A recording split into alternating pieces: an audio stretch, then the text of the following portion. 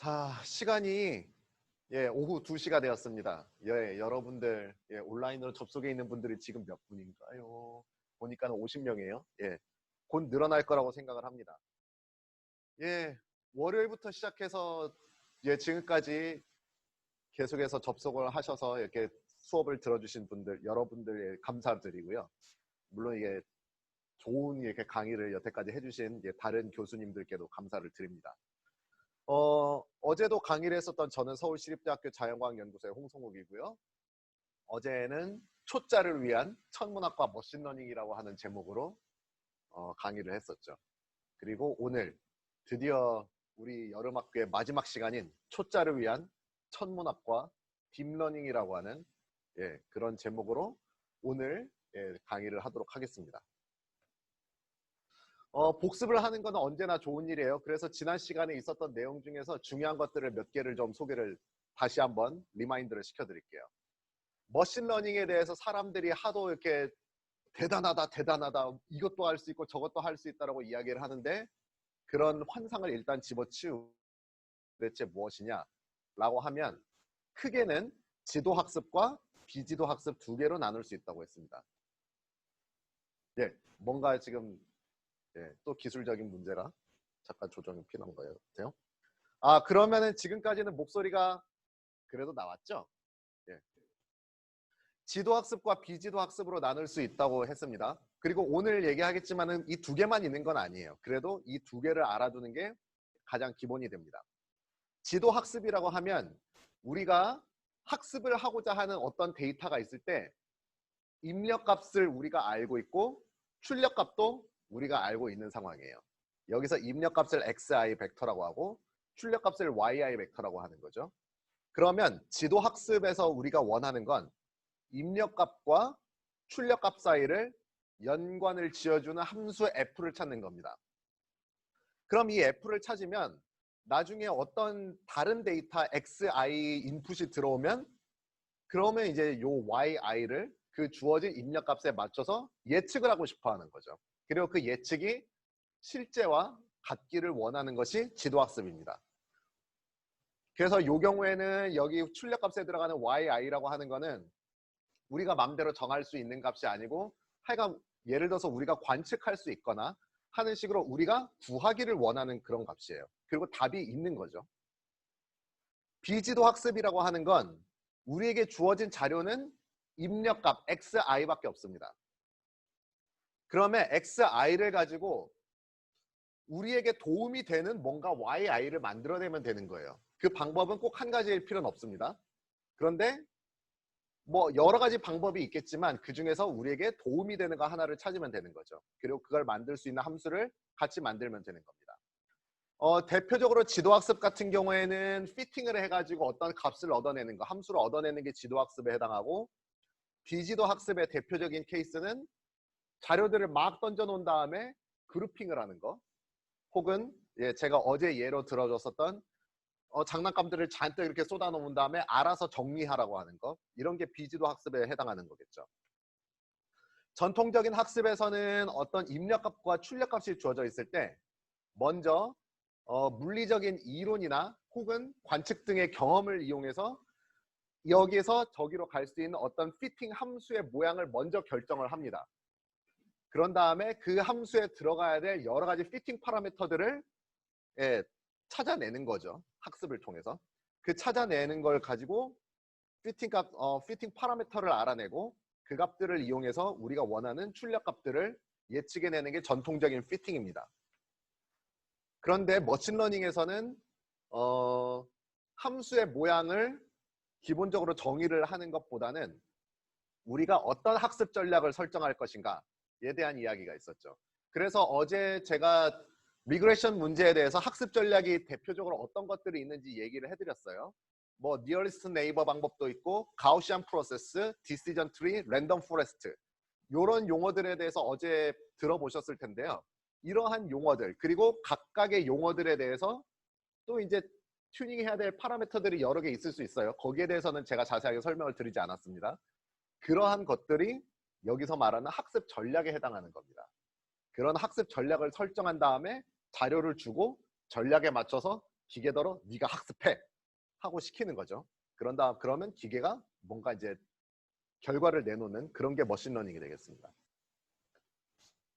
머신러닝의 장점을 다시 한번 읊어보죠. 직접 함수 모양을 넣지 않아도 되기 때문에 정확한 관계식 모양을 처음에 잘 몰라도 시작을 할 수가 있습니다. 그리고 심지어는 사용자가 예상하지 못한 상관관계를 얻을 수도 있어요. 물론 그 상관관계가 정말로 의미 있는 상관관계냐 아니냐라고 하는 그거는 좀 생각을 해봐야 될 문제죠. 아주 복잡한 함수를 찾아낼 수 있기 때문에 관계의 수학적 형태가 복잡한 경우에도 쓰기가 좋습니다. 그리고 일단 함수를 찾아내면 빨리 계산을 할 수가 있기 때문에 그래서 실제 관계를 정직하게 계산할 때 컴퓨터 자원이 많이 필요할 때 그럴 때 대신 사용하기 좋다라고 하는 얘기도 했습니다.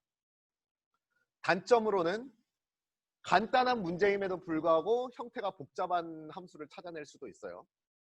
그렇게 되면 함수 모양이 복잡해지면 복잡해질수록 그 함수 모양을 눈으로 보고 물리적 의미를 찾아내기가 점점 더 어려워질 수가 있습니다. 그리고 머신러닝에서는 학습 전략이라고 하는 걸 조절해야 되는데 일반적인 피팅에서는 개수 같은 거를 조절을 하죠. 그런 물리 변수, 개수 같은 걸 조절하는 것과 학습 전략을 조절하는 것은 약간 좀 차이가 있기 때문에 그 학습 전략을 어떤 식으로 튜닝을 해야 주어진 문제를 효과적으로 잘 풀 것인가 하는 것에 대한 감을 익히는데 여러분이 추가의 수고를 좀 해야 되는 게 있습니다. 그래서 세상에 공짜는 없다. 뭔가 좋은 점이 있으면 또 나쁜 점도 있는 거죠. 어제 이 시간에 또 데이비드 파킨슨 박사라고 천문연구원에 있는 분이 머신러닝에 대해서 특히 천문학에서 머신러닝을 어느 방면으로 쓰면 좋을 것인가에 대한 본인의 견해를 슬라이드로 이렇게 했었는데 제가 여기서 이제 3가지 파트를 강조를 해드렸죠. 첫 번째는 물리적인 메커니즘이 알려져 있거나 혹은 뭐 이해를 할 수 있는 그런 메커니즘이 존재하지 않을 때에도 머신러닝을 사용할 수가 있다. 두 번째, 물리 법칙은 완전히 잘 알려져 있는데 그거를 정직하게 계산을 하려면 컴퓨터 자원이 너무 많이 들어가기 때문에 그런 문제가 있을 때 그럴 때는 머신러닝을 이용해서 문제를 우회할 수 있다. 세 번째는 기존에 우리가 알고 있었던 자연 법칙에서 예상되는 것과는 다른 녀석 그룹핑으로 따지면 아웃라이어에 해당하는 거죠. 그룹핑을 했을 때 자연스럽게 그룹핑에 들어오지 않고 바깥쪽에 떨어지는 녀석 그런 녀석을 디텍션을 할 때도 머신러닝이 도움이 될 수 있겠다. 특히 이 녀석은 아마 제 생각에는 비지도 학습과도 연관이 돼 있을 거라고 생각을 합니다. 자, 이런 식으로 머신러닝에 대해서 어제였죠. 그러니까 어제 했었던 내용에 대해서 간략하게 짚고 넘어갔습니다. 자, 그러면 머신러닝이라고 하는 건 학습 전략을 생각을 해야 된다고 했어요. 자, 그러면은 오늘 얘기하게 될 딥러닝, 한글로 얘기하면 심층 학습이 되는 건데요. 딥러닝에서는 어떻게 되는 거냐? 그러면은 여기 이제 우리가 원하는 입력값이 있는 거고 여기 이제 우리가 원하는 출력값이 있는데 중간에 보통 딥러닝에서는 여러분들이 이렇게 생긴 괴랄한 그림을 굉장히 많이 보셨을 겁니다. 뭔지 모르겠는데 꼭 딥러닝을 하는 사람들은 여기다가 뭐 이렇게 점점점 해놓고서 뭐 이상하게 막 연결을 한 이런 그림들을 굉장히 많이 사용을 해요. 이래놓고서는 이게 딥러닝 모델이래요. 자, 그러면은 이걸 보면 이게 도대체 컴퓨터가 뭔 짓을 하는 것인가 애매해지겠죠. 점점 더 머릿속에 들어가는 생각이 안드로메다로 가고 도대체 이걸 보고서는 물리적인 의미를 도대체 어떻게 파악해야 될지 모르는 머신러닝에서도 충분히 우리가 헷갈려 했는데 딥러닝으로 가면은 점점 더 헷갈려지는 그런 상황이 되는 겁니다. 뒤에 얘기를 해야 될 내용일 수도 있겠지만 먼저 말씀을 드리자면 기존 머신러닝에 비해서 딥러닝의 장단점을 얘기하자면은 어떻게 보면은 머신러닝에서 얘기했었던 장단점을 좀 더 심화시켜서 얘기를 하면 될 것 같아요. 머신러닝의 경우에도 물리적인 의미를 이해하는 게 조금 쉽지 않을 수가 있는데 딥러닝의 경우에는 함수 모양만 보고서 물리적인 의미를 이해하는 건 더 어렵습니다. 그래서 심지어는 딥러닝 하면은 점점 더 이게 블랙박스에 가까워진다라고 뭐 얘기하는 사람들도 굉장히 많이 있어요. 그리고 잘 트리트를 못하면은 진짜 그렇게 느껴집니다. 그리고 모형을 만드는 데 있어서 자유도가 너무 높습니다. 뭐 이 정도로 끝을 내야지 하는 게 없고 A라는 문제를 풀 때 있어서 너무 많은 가능성이 존재를 하는 거죠. 딥러닝 모형을 만드는 데 있어서. 그럼 그중에서 뭐가 최적이냐? 몰라요. 학습을 성공하기 위해서, 그러니까 딥러닝 학습을 성공해서 괜찮은 모델을 만들기 위해서는 데이터가 정말 많이 필요합니다. 뒤에도 이야기를 하겠지만 데이터가 뭐 몇백 개, 몇천 개면 보통 적은 데이터라고 합니다. 딥러닝이 일반적으로 여러분들이 그 뉴스나 매스컴이나 다른 부분에서 딥러닝에 대해서 딥러닝이 정말 이런 대단한 일을 하고 있다 라고 이야기하는 그런 모델들 같은 경우에 대부분 자료를 수십만 개에서 수백만 개 이상을 사용해서 학습을 한 결과들입니다. 그 정도는 됐을 때 딥러닝이 그렇게 아주 놀라운 결과를 내놓을 수가 있다는 거죠. 그리고 계산 자원도 많이 소모가 되는데 희한하게도 이런 딥러닝의 계산 자원에서는 CPU를 이용한 계산보다는 보통 GPU, 그래픽카드죠. 그래픽카드 혹은 뭐 구글에서 옛날에 사용했었던 뭐 텐서 프로세서 TPU라고 하는 그런 것도 있어요. 오늘날에는 엔비디아나 이런 이렇게 GPU 카드를 만든 데서도 그런 TPU를 많이 넣는다고 합니다. 예. 딥러닝에 오로지 딥러닝에 쓰기 위해서. 그런 식으로 학습을 성공하기 위해서 자료뿐만이 아니라 특정한 종류의 계산 자원도 굉장히 많이 소모가 됩니다. 그리고 조금 또 문제가 되는 부분은 이거는 제가 직접 이게 이론 공부를 하는 사람이 아니라서 제가 확실하게 말씀을 드리진 못하겠지만 주변에서 머신러닝을 하는 이렇게 이론적으로 공부하시는 분들의 이야기를 들어보면 제가 어제 소개해서 드렸던 머신러닝의 많은 모형들, 예를 들어서 가우시안 프로세스라든지 이런 모형에 대해서는 어떤 주어진 문제에 대해서 머신러닝 알고리즘을 적용했을 때 얼마나 이 머신러닝 알고리즘이 이 문제를 성공적으로 예측을 할 수 있을지, 그리고 어느 정도의 불확실성이 있는지 등등에 대한 그런 것에 대한 이해가 이론적으로 상당히 잘 기술이 돼 있다고 합니다. 그러니까 얼마나 성공할지, 그리고 어느 정도의 오차가 있을지 등등이 이론적으로 계산이 돼 있는데 딥러닝의 경우에는 그런 얼마나 성공할지, 얼마나 오류가 있을지 등등에 대한 것의 이론적인 연구가 그렇게 잘 되어 있지 않다고 합니다. 그러니까 성공을 할지 실패를 할지를 시도해 보기 전에 확실히 파악하기가 좀 어렵다는 거예요. 그렇지만 이 모든 모호함과 어려움과 불확실성을 딛고 만약 학습이 성공하기만 한다면 오늘날의 딥러닝 같은 경우에는 기존의 머신러닝에서 풀기 굉장히 어려웠었던 매우 복잡한 문제도 굉장히 높은 정밀도로 풀 수 있는 것 같다라고 하는 이야기들이 이곳저곳에 들려오게 됩니다. 자, 여기 이제 XKCD라고 해가지고요. 만약에 이제 여러분들 중에서 이런 스타일의 만화를 보신 분들이 굉장히 많이 있을 거예요. 이공계 쪽에 그런 어떤 뭐 재밌는 이공계 사람들이 이해할 만한 그런 유머를 뭐 그림으로 이렇게 많이 그리는 건데 여기서는 이제 머신러닝에 대해서 그림을 그렸네요. 해석을 해주자면 이런 겁니다. 자, 이 사람이 물어봐요. 이게 네가 만든 머신러닝 시스템이라고? 그럼 데이터를 여기 이 선형 대수를 잔뜩 하는 여기다가 데이터를 넣어. 그리고 반대쪽에는 자료가 나오는데 그걸 긁어보면 그게 답이야. 근데 답이 틀리면 어떻게 하니? 아, 요 덩어리들을 다시 섞어. 그래가지고 답이 맞을 때까지 하면 돼. 실제로 여러분들이 딥러닝을 하다 보면은 여기서 머신러닝이라고 했을 때 이런 얘기가 나는데 여러분이 실제로 딥러닝을 하다 보면은 이런 느낌을 굉장히 많이 받게 됩니다. 저도 오늘 튜토리얼을 하기 위해서 예제를 만들면서 저조차도 굉장히 이런 느낌을 많이 받았는데 아마 여러분 시작하다 보면 이제 그런 느낌을 많이 받게 될 겁니다. 자, 그러면은 딥러닝이 대체 뭐길래 이러는 것인가? 자, 오늘은 역사에 대해서도 조금 이렇게 알아보는 시간을 가질 거예요. 자칫 잘못하면 역사 이야기 하다가 이제 시간이 다 가버릴 수도 있는데 그거는 제가 최대한 잘 조절을 해보도록 노력을 하겠습니다. 자, 딥러닝의 간략한 역사, 간략한지 길지는 모르겠지만 시작을 해보면 1943년으로 거슬러 올라가게 됩니다. 굉장히 오래전 얘기죠. 2차 세계대전이 끝나지도 않았을 때군요. 이때 워렌 맥클록과 월터 피츠라고 하는 이 두 분이 있었는데 이분들은 논리학자예요. 그때 이제 이분들이 한 일은 어떤 거였냐면은 생물에는 신경망이 있죠. 우리 뇌에 있는 그런 뉴런 같은 것들이 이런 식으로 이제 있다고 하는데, 이분들이 한 일은 이 생물의 신경망을 논리 구조 모형으로 어떻게 바꿀 수 있을지에 대한 간단한 모델을 이분들이 제안을 했습니다.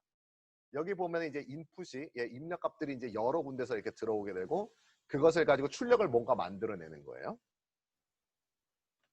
이분들이 만들어낸 모형은 어떤 식이냐면은 이런 형태를 가집니다. 여기 이제 아웃풋으로 나와 있는 것은 여기 Y라고 제가 썼고요.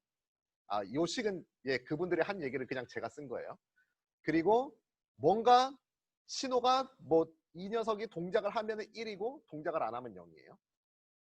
그리고 여기 있는 입력값들도 1 아니면 0입니다. 동작을 하면 1이고 아니면 0이라고 일단 하죠. 자, 이렇게 수식으로 쓰니까 좀 그렇죠. 설명을 드리자면은 이런 거예요. 1이 되면은 이 뉴런이 동작을 한다. 활성화가 됐다. 라고 하는 겁니다. 활성화라고 하고 이걸 영어로는 액티베이션이라고 합니다. 자, 여기 있는 녀석들은 뭐냐? 이제 X라고 하는 것들은, XI라고 하는 것들은 뭐 요렇게 있는 다양한 입력값들인데, 여기 I가 E라고 하는 그룹에 속해 있다. E는 excitation, 흥분한다는 얘기예요. 그러니까 요 녀석이 작동을 하도록 흥분하는 자극을 막 주는 녀석들이 여기 이제 입력 뉴런 중에서 일부가 그런 녀석들을 한다는 겁니다.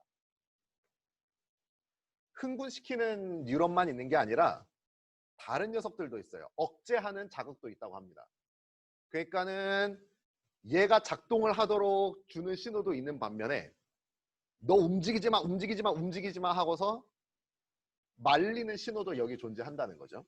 그래서 흥분 자극과 억제 자극이라고 하는 두 종류의 자극이 있고, 여기 있는 요거는 이제 그리스 문자로 대문자 세타예요. 스레셔홀드라고 하고 임계값이라고 합니다.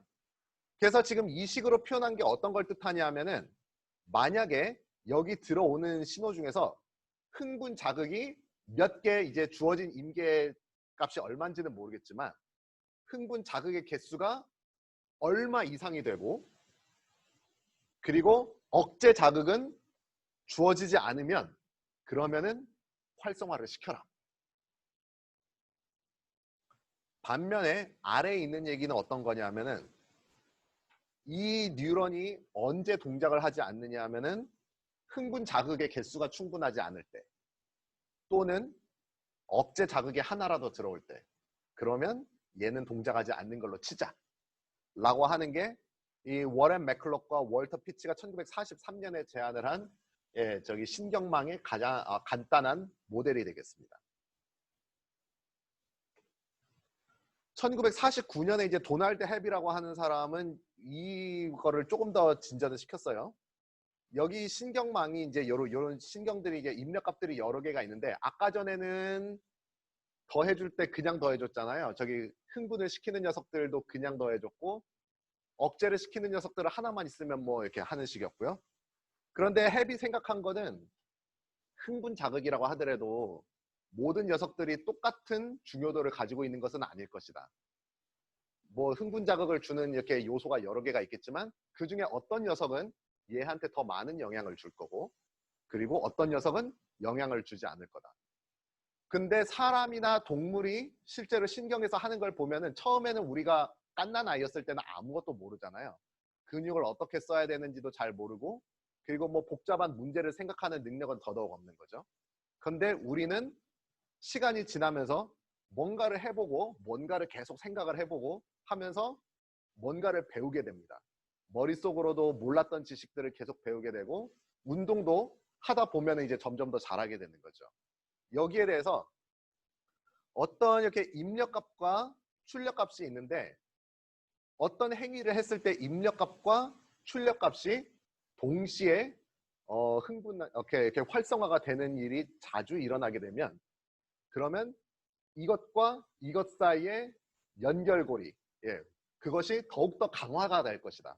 즉, 잘 쓰는 녀석들이 더 잘 쓰게 되고, 잘 안 쓰게 되면 퇴화한다는 얘기죠. 이런 식으로 아까 있었던 식을 이제 좀 다른 식으로 이제 변형을 한 거예요. 여기 있는 게 여기 있는 출력값이고요. 여기 있는 것들이 입력값이고, 아까 여기서 보였었던 게 그 임계값인 거죠. 그리고 여기 있는 H라고 하는 거는 헤비스피어 헤비사이드죠. 헤비사이드 펑션이라고 해가지고 모양이 이렇게 생긴 거예요. 그러니까는 이 함수는 여기 안에 들어있는 값이 0보다 작으면 0, 여기 안에 들어가 있는 값이 0보다 크면 1, 이렇게 되는 함수입니다.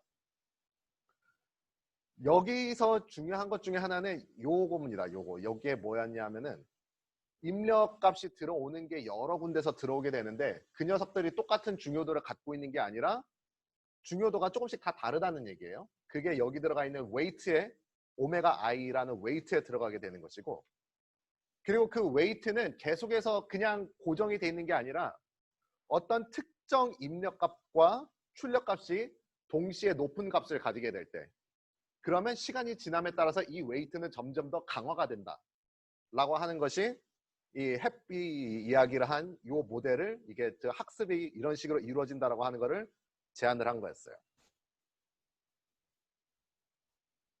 1957년이 되면은 프랭크 로젠블라트라고 하는 사람이 이런 식의 이제 어떤 웨이트를 이제 서로 다르게 주는 것. 여기 이제 그 아까 전에는 말로 설명을 했었는데 그거를 이제 수학적으로 모형을 여러 가지를 잡을 수 있는데 한 가지 방법으로 이런 식으로 잡을 수가 있어요. 요 값이 클수록, 그리고 요 값이 클수록 웨이트가 시간에 따라서 점점 이제 증가를 한다라는 식으로 했었고, 이 로젠블라트라고 한 사람이 중요한 일을 한 거는 그냥 이렇게 식으로 쓴 게 아니라 실제로 그거를 구현을 한 겁니다. 여기 있는 게 펄셉트론이라고 하는 최초의 인공신경망이에요. 실제로 만든 것. 그래서 여기 보면은 자세히 보시면은 여기 컴퓨터 기판, 고대의 컴퓨터 기판인 거죠. 그리고 여기 보면은 뭔가 어지럽게 보이는 게 있을 텐데 자세히 보시면 이게 다 전선을 이렇게 연결을 한 거예요. 이리저리 연결해서 그 전선이 하나하나가 다 여기에 해당하는 거죠.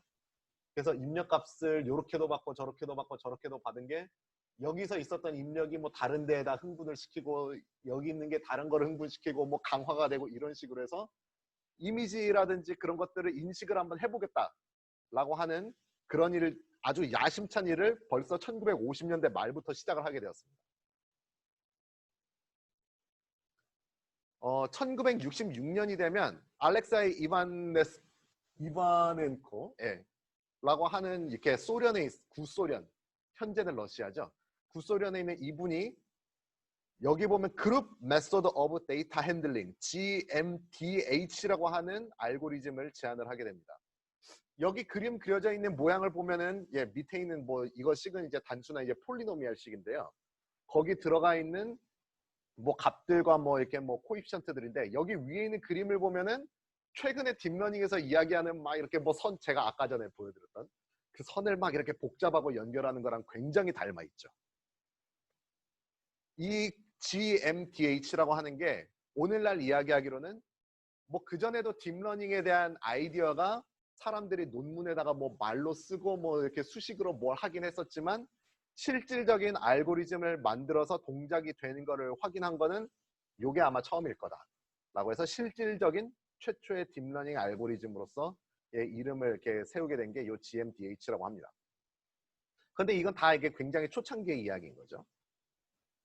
1980년이 되니까 일본이군요. 쿠니히코 후쿠시마라고 하는 교수님께서 요런 거를 만들었어요. 이름은 네오코그니트론이라고 하는데 요런 종류의 그림도 요즘 여러분이 딥러닝에 관심이 있으신 분들이라고 하면은 요런 종류의 그림을 굉장히 많이 보셨을 겁니다. 이게 보면은 이미지를 인식하는데 뭔가 이제 뭐 이렇게 신경망을 이렇게 짠 거예요. 이게 바로 최초의 합성곱 인공신경망, 그러니까 컨볼루셔널 뉴럴 네트워크, CNN이라고 하는 거죠.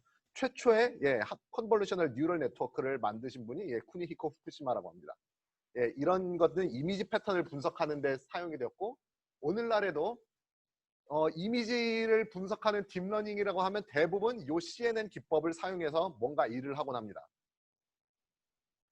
1982년이 되면 존 호필드라고 하는 분이 여기 이제 그림 그려지는 호필드 네트워크라고 하는 거를 이렇게 만들었어요. 자, 이 그림에서 요런 게 이제 신경망인데 이 그림에서 중요하게 보셔야 되는 거는 바로 요런 그림입니다. 한 신경망에서 다른 신경망으로 뭐가 데이터가 가고 그 녀석 뭐 그 다음 단계에 있었던 것이 다음 단계에 또 영향을 미치고 또 영향을 미치고 이렇게 다른 단계에 있었던 것들이 그 뒤에 계속해서 이렇게 들어오고 또 들어오고 그런 식으로 돼요. 이것을 가리켜 최초의 재귀 인공신경망이라고 합니다. Recursive Neural Network라고 해요. 예, 그러니까는 단순히 퍼져가는 것뿐만이 아니라 이전 단계에 있었던 정보를 몇 단계 끄집어내서 뒤에다가 이제 다시 집어넣는 겁니다. 몇 단계를 건너뛰어서 정보를 넣어준다는 게 중요해요. 이런 일을 하는 이유는 이렇게 신경망을 하다 보면은 이전 단계에 있었던 정보가 바뀌겠죠. 그러면서 여기 있었던 정보를 잊어버릴 수가 있게 돼요. 잘못하면은. 새로운 정보가 뭐가 새로운 게 만들어지는 건 좋은데 여기 있었던 정보를 완전히 잊어버리면 안 될 것 같아서 여기 있었던 정보를 다시 기억을 하기 위해서 몇 단계 뒤에 있는 신경망에다가 넣어주겠다 라고 하는 것이 호필드 네트워크로부터 시작된 리커시브 뉴럴 네트워크의 기본적인 아이디어입니다. 1989년에는 크리스토퍼 워킨스라고 하는 분이 큐러닝이라고 하는 거를 해요. 이게 어떤 거냐면 큐러닝이라고 하는 거는 강화학습의 한 종류입니다. 제가 머신러닝의 종류에 대해서 이야기를 할 때에 지도학습, 비지도학습에 대해서 말씀을 드렸었는데 강화학습이라고 하는 거는 그거랑은 조금 다른 카테고리라고 이야기를 할 수가 있어요. 강화학습이라고 하는 건 어떤 거냐면은 사실은 강화학습이 오늘날 이게 딥러닝 하면서 굉장히 사람들에게 인기를 끌고 있는 중요한 것 중에 하나인데 특히 게임에 대해서 인공지능을 할 때 강화학습을 사람들이 많이 씁니다. 딥러닝을 하는 이렇게 주체는 여기 있는 거예요. 그리고 여기는 환경이 있는데 그 환경은 뭐 그때그때 달라요. 근데 보통 환경은 게임을 굉장히 사람들이 많이 씁니다. 이 주체가 특히 큐러닝에서 중요했었던 거는 이 환경에 대해서 얘가 아무런 가정을 하지 않고 시작을 한다고 하는 게 중요한 건데 그러니까 얘가 어떤 수학적인 형태로 돼 있는지 얘는 아직 모릅니다.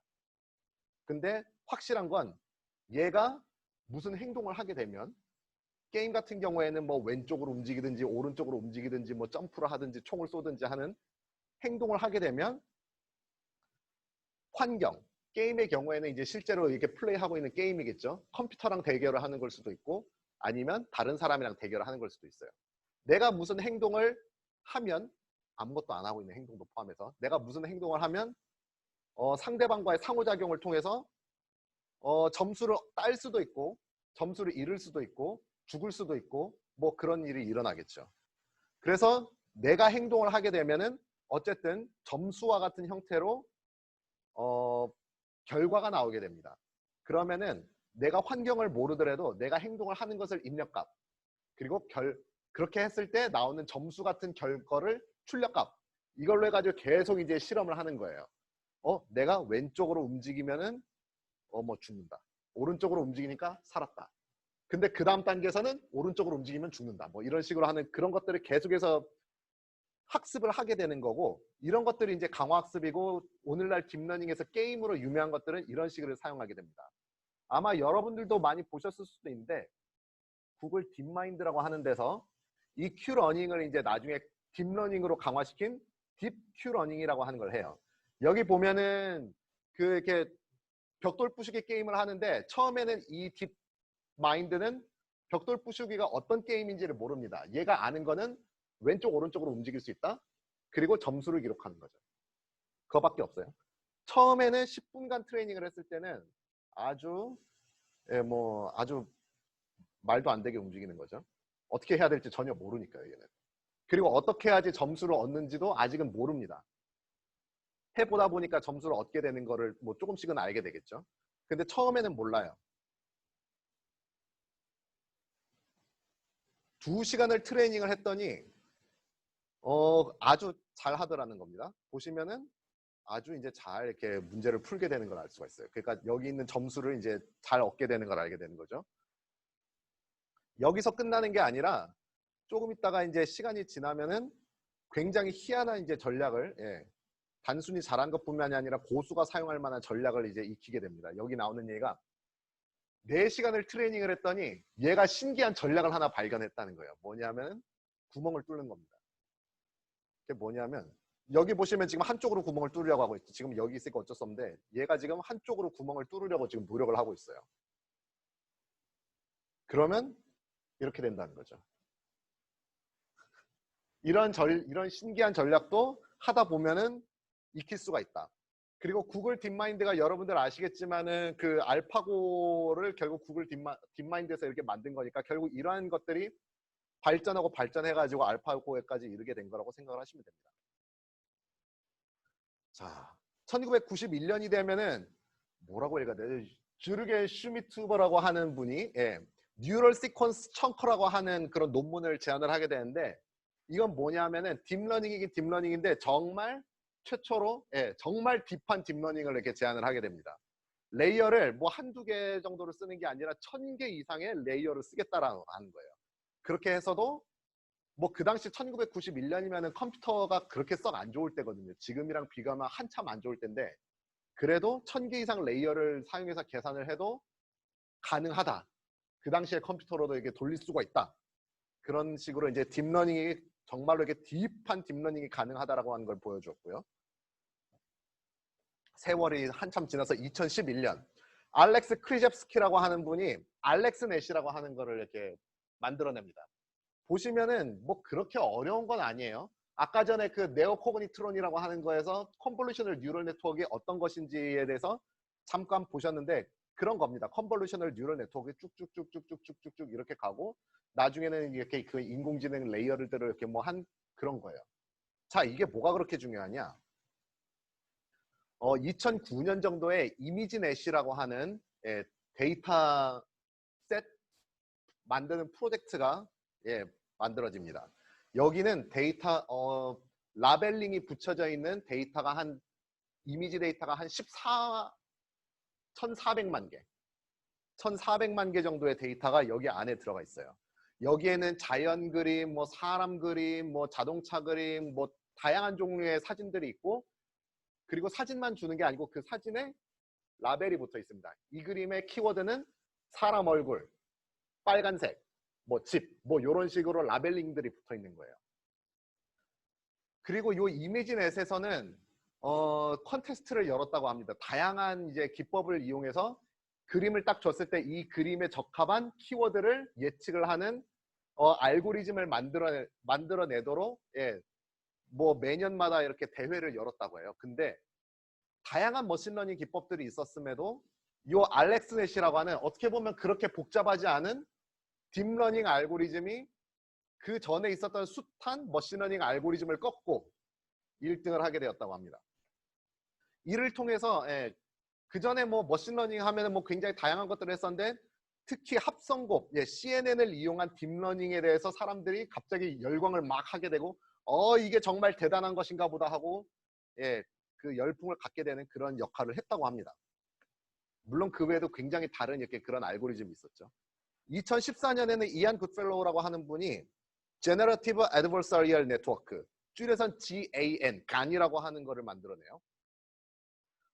여기 있는 건 뭐냐면은 GAN이라고 하는 거는 두 개 시스템을 갖고 있습니다. 하나는 제너레이터라고 하는 역할을 하는 딥러닝 시스템이 하나 있고요. 또 하나는 디스크리미네이터라고 부르는 딥러닝 시스템이 있는데 흔히 이 간을 설명을 할 때 위조지폐범과 경찰과의 싸움이라고 이야기를 합니다. 이 간이라고 하는 거의 목표는 뭐냐면 위조지폐를 만들어내는 거예요. 정말 진짜와 똑같이 생긴 위조지폐를 만들어내는 거고 여기에는 제너레이터라고 하는 위조지폐범이 등장을 합니다. 이 녀석이 하는 거는 좀 더 멋진 위조지폐를 만들어내는 역할을 이 녀석이 해요. 또 디스크리미네이터라고 하는 녀석이 등장하는데 이 녀석은 뭐냐면은 위조지폐를 정말 기똥차게 감식을 하는 그 판별사의 역할을 하게 됩니다. 그래서 이 알고리즘은 이 제너레이터라고 이 위조지폐범과 감식사를 둘 다 훈련을 시키는 거예요. 이 녀석은 좀 더 똑같은 위조지폐를 만들도록 훈련을 시키고 얘는 좀 더 진짜와 가짜를 좀 더 자세하게 이렇게 나눌 수 있도록 훈련을 시킵니다. 어느 시점이 잘 방법을 써서 어느 시점이 되면은 얘가 만들어내는 거에 거의 모든 것들을 얘가 진짜로 판명을 하게 되는 거예요. 이런 식으로 한다고 하는데 예, 이런 이제 제너레이티브 애드버서리얼 네트워크라고 하는 게 이제 적대적 신경망이고, 오늘날 뭐 가짜 이미지를 뭔가 만들어낼 때는 이 간이라고 하는 게 굉장히 많이 쓰이게 됩니다. 지금 여기 보여드리는 그림이 이제 대표적인 예인데요. 지금 이게 어떻게 된 거냐면은 세 가지 종류의 데이터를 합성해서 뭔가 다른 이미지를 만들어내는 거예요. 여기 보면은 오른쪽에 들어가 있는 게 이제 합성된 가짜 이미지가 되겠고, 이 가짜 이미지를 만드는데 세 개의 정보가 들어가게 됩니다. 보면은 콜스 스타일, 미들 스타일, 파인 스타일이라고 하는 게 있어요. 여기 미들 스타일에서 여기 있는 이미지를 잘 보면은 여기 있는 여자분과 비슷하게 뭔가 비슷한 표정의 웃는 얼굴을 항상 하고 있다는 걸 알 수가 있어요. 그리고 파인 스타일이라고 하는 걸 자세히 보면은 여기서 이제 나오는 분은 대부분 이분과 이제 비슷하게 생긴 비슷한 특징을 가진 검은색 비스무리한 그리고 약간 피부톤이 하얀 그런 얼굴들이 계속 나오고 있어요. 그렇지만 이 사람이 여기 나오는 이미지가 전체적으로 남자냐 여자냐 어른이냐 아이냐 수염이 있느냐 머리가 기냐 하는 그런 대체적인 스타일은 여기서 결정을 하게 됩니다. 이렇게 간을 이렇게 이용해서 트레이닝을 하면은 이런 식의 뭐 진짜처럼 생기는 가짜 이미지를 막 만들어낼 수 있다고 하는 거예요. 자, 여기까지가 이제 딥러닝의 간략한 역사를 제가 설명을 드렸고요. 재미있었던 부분도 있었겠지만 여러분들이 여기까지 들으면은 이 거의 대부분의 아이디어는 컴퓨터 공학을 하시는 분들이 리드를 했다는 걸 알 수가 있고, 그리고 여기 나오는 그런 것들이 굉장히 흥미롭고 뭔가 대단해 보이지만 과학적으로 어떤 우리가 다른 천문학에서 하는 것처럼 과학적으로 뭔가 분석을 하고 데이터를 분석하고 분석하여서 비교를 맞추고 정량적으로 맞추는 그런 일들은 그다지 잘 일어나지 않고 있다는 것을 볼 수가 있게 돼요. 그러면 대단해 보이면서도 여러분들도 이제 살짝 갸우뚱 하게 되는 거죠. 이게 뭔가 멋져 보이긴 한데 이거를 제대로 쓰는 게 이게 과연 괜찮은 건가 하고 한 그런 갸우뚱거림을 갖게 될 거고, 그거는 굉장히 정상적이고 추천드리는 반응이게 됩니다. 지금 시각이 2시 38분이라서요. 아직 질문이 딱히 없기 때문에 바로 한번 이렇게 좀 더 넘어가 보도록 하겠습니다. 아마도 어쩌면은 오늘은 좀 일찍 끝날 수도 있을 것 같아요. 그러면 여러분들 좋아하시겠죠. 그래서 딥러닝에 대해서 여태까지 썰을 풀었는데 사실 이런 종류의 썰은 저 말고도 이제 풀 수 있는 사람이 굉장히 많이 있겠죠. 저도 딥러닝에 대해서 실제로 해보기 전에는 사람들이 썰을 얘기한 건 굉장히 많이 들어봤어요. 근데 제 경험상 뭔가 직접 해보지 않으면 너무 이건 가짜 같습니다. 그래서 이거야말로 정말 여러분들의 튜토리얼이 정말로 필요한 분야라고 저는 개인적으로 생각을 합니다. 자, 썰은 이렇게 했는데 진짜 이게 마술 같은 건지 아닌지 한번 딥러닝을 해보도록 합시다. 하려면은 어제와 마찬가지로 딥러닝을 하기 위해서는 툴이 필요해요. 툴로는 여러 가지가 있습니다만은 제가 추천드리는 건 크게 두 종류입니다. 역시 파이썬으로 이루어진 패키지고요. 하나는 구글에서 주도하고 있는 텐서플로우라고 하는 거예요. 그리고 다른 하나는 이게 어디서 주도한지는 모르겠는데 페이스북이나 이런 쪽에서 이제 이걸 굉장히 많이 썼다고 해요. 파이톨츠라고 하는 게 있는데 특히 이제 머신러닝을 이제 공부를 하는 이제 컴퓨터 공학 쪽 이런 쪽에서는 파이토치를 꽤 많이 쓴다고 저는 들은 것 같습니다. 아무래도 뭐 이론적으로 좀 다루고 이렇게 여러 가지 실험을 하기 좋은가 봐요. 반면에 텐서플로우는 여러분이 쉽게 따라올 수 있을 만큼 굉장히 쉽게 생겼습니다. 뭐 쉽게 쓰자면 쉽게 쓸 수가 있어요. 저는 오늘 이제 수업에서는 텐서플로우를 가지고 이야기를 할 겁니다. 그렇지만은 기본적인 내용은 텐서플로우나 파이토치나 둘 다 적용이 되는 이야기들을 할 거예요. 자, 그럼 딥러닝을 하기 위해서는 무엇을 해야 되느냐?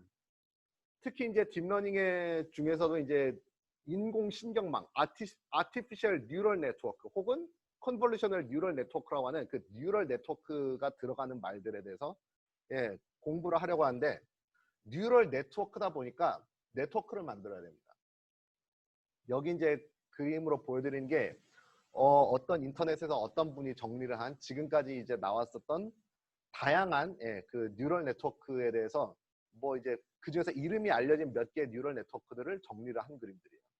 이름이 알려진 몇 개만 해도 이렇게 돼 있고 사실은 이거보다 뭐 한 수십 배, 수백 배는 더 많은 뉴럴 네트워크들이 등장을 할 겁니다. 뭐 처음에 얘기를 했었던 펄셉트론 같은 것도 여기 뭐 들어가 있고, 여기 보니까 이제 홉필드 네트워크도 여기 들어가 있고, 뭐 컨버레이셔널 뉴럴 네트워크 같은 것도 뭐 여기 들어가 있고, 제너레이티브 어드버서리얼 네트워크 같은 것도 여기 들어가 있고, 굉장히 많은 종류가 여기 들어가 있어요. 자, 그럼 도대체 뭘 써야 되느냐? 이렇게 너무 종류가 많다 보니까 여러분들이 길을 잃어버릴 가능성이 굉장히 높습니다. 먼저 집중을 하실 거는 이런 모양들에 대해서 너무 많이 집착을 하기보다는 처음에는 이 구성 요소들에 대해서 여러분들이 파악을 해보는 게 좋을 것 같습니다. 여기 보면 인풋 뭐 여기 보면은 뭐 히든 셀이라고 하는 것도 있고, 뭐 메모리 셀, 뭐 컨볼루션, 뭐 이런 종류의 여러 가지 말들이 있어요. 여기서는 이제 색깔이랑 모양을 이렇게 다르게 했는데, 이런 거 하나하나를 레이어라고 부르겠습니다. 그리고 이 레이어를 여러분들이 일종의 레고 블럭과 같다고 생각을 하면 돼요. 레고 블럭에는 색깔도 여러 색깔들이 있고, 그리고 모양에도 여러 모양들이 있습니다. 길쭉한 것도 있고, 짧은 것도 있고, 두꺼운 것도 있고, 낮은 것도 있고, 그리고 크기는 비슷하더라도 그 안에 이제 구멍이 뚫렸느냐, 뭐 빙글빙글 돌아가느냐, 이런 디테일들이 조금씩 다 달라요. 저는 이제 7살짜리 아들과 5살짜리 아들이 있는데, 이 아들들이 뭐 만들 수 있는, 그러니까 설명서를 안 보고요, 만들 수 있는 레고의 수준이란 뭐 뻔하겠죠. 뭐 이런 정도의 수준이야, 뭐 듀플로 같은 수준이나 만들 수가 있겠죠. 그렇지만 만약에 어떤 사람이 이런 식으로 기본적인 어떤 레고 블록들을 만드는 방법들을 깨우치고, 얘네들이 어떻게 동작하는지를 배우고, 그리고 이제 좀 복잡한 이제 레고 상자에서 이게 조립하는 것도 배우고, 그런 것들을 생각을 하면서 하다 보면은 나중에는 이렇게 레고 빌더처럼 이렇게 굉장히 멋있는 복잡한 블록들도, 모양들도 이런 기본 블록들을 이렇게 굉장히 이렇게 복잡하게 쌓음으로써 만들 수가 있게 되는 거죠.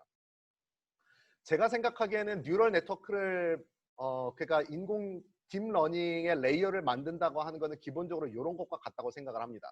물론 완전히 새로운 거를 누군가가 만들 수는 있겠죠. 근데 보통 그런 일들은 컴퓨터 공학을 하시는 분들이 주로 하고, 저희가 반드시 남들이 전혀 만들지 않았던 새로운 인공지능 테크닉을 개발해야 된다라고 저는 그렇게 생각하지는 않습니다.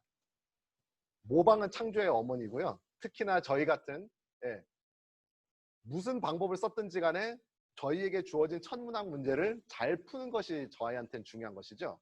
꼭 뭐 뉴럴 네트워크를 뭐 새롭게 만드는, 뭐 새로운 테크닉을 만드는 것이 저희한테 중요한 건 아니고, 결국 우리에게는 천문학 문제가 주어져 있는 거고, 그 문제를 잘 풀기만 하면 기존의 사람들이 만들었던 모양을 그대로 갖다 써도 사실은 별 문제가 없는 거죠.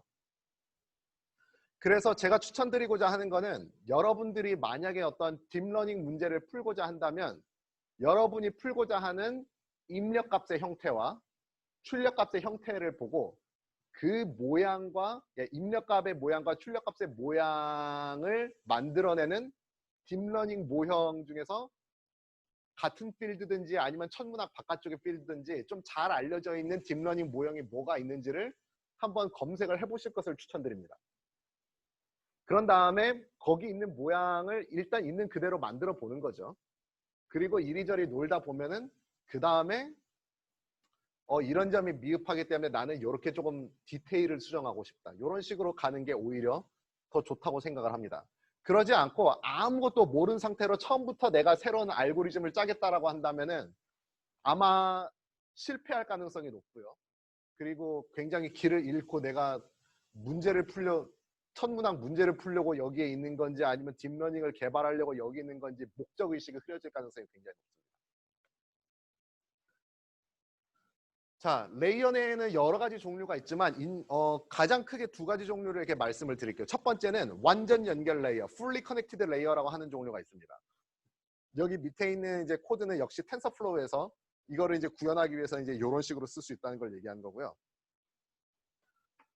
이 녀석이 하는 거는 앞단계에서 있었던, 앞단계는 이제 벡터가 돼요. 보통 이런 경우에는 이게 여러 개의 원소를 가진 벡터가 여기 있으면 여기 있었던 원소들과 모든 연결 관계를 가지는 새로운 벡터로 이루어진 레이어를 만드는 겁니다. 이게 이제 fully connected layer예요.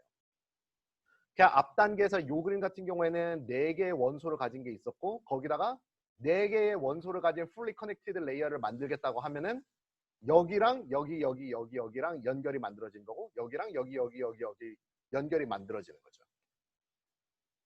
연결이라고 하는 거는 그 앞에 이제 인공지능의 그 역사에서 나왔듯이 어떤 웨이트를 만드는 겁니다. 결과적으로는. 그 웨이트라고 하는 거를 물론 이제 시간이 지남에 따라서 주어진 입력값과 주어진 출력값에 걸맞는 답을 잘 줄 수 있는 이 각 연결마다의 웨이트를 피팅하는 게 결국 딥러닝이 하는 역할이 돼요. 이런 fully connected layer는 제 생각에는 각 원소의 의미가 조금씩 서로 다른 경우에 쓰기가 자명하다고 생각을 합니다. 예를 들어서 은하에 어떤 성질을 주는데 요 레이어에는 뭐 질량이 들어가고 여기는 속도가 들어가고 여기는 컬러가 들어간다든지 이런 식으로 물리 변수의 기본적인 개념 자체가 다르다라고 하면 fully connected 레이어를 쓰는 것이 아주 이게 자연스럽게 되겠죠. 근데 꼭 반드시 그런 건 아니에요. 얘가 질량과 관련된 어떤 A라는 변수, 질량과 관련된 어떤 B라는 변수인 경우에도 역시 fully connected 레이어를 사용할 수가 있습니다.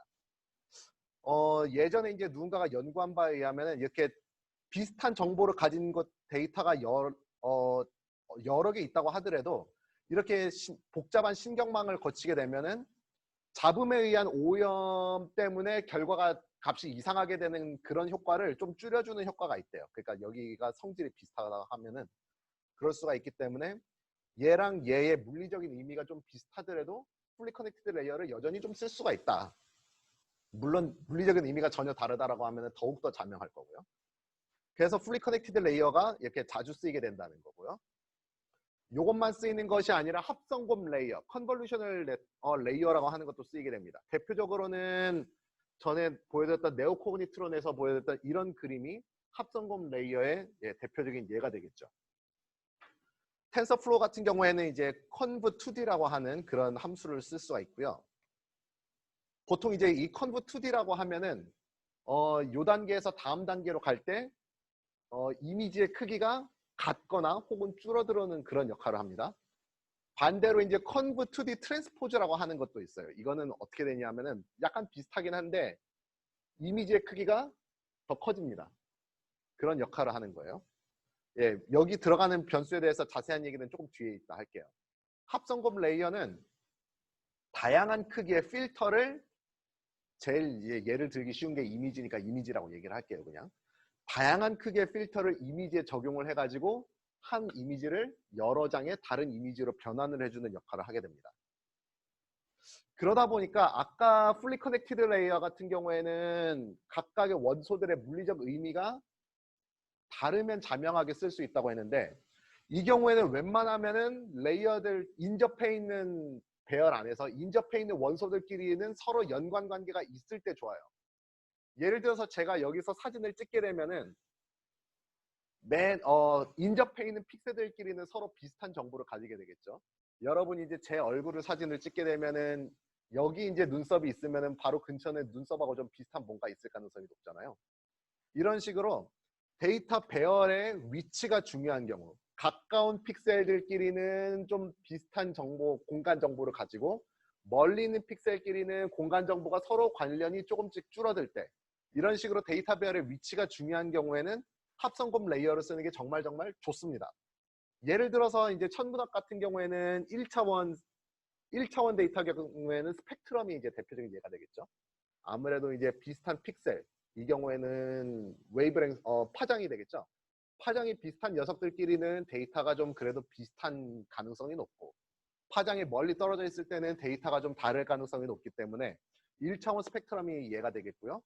2차원 이미지의 경우에도 그렇고 시뮬레이션 같은 경우는 3차원 공간 데이터도 뭐 쓸 수가 있게 되고요. 그렇습니다. 여기서 이제 필터라는 얘기를 했었는데 도대체 필터가 뭔가요? 라고 이야기를 한다면은 필터는 사실상 어떤 일정한 뭔가 값을 가진 배열입니다.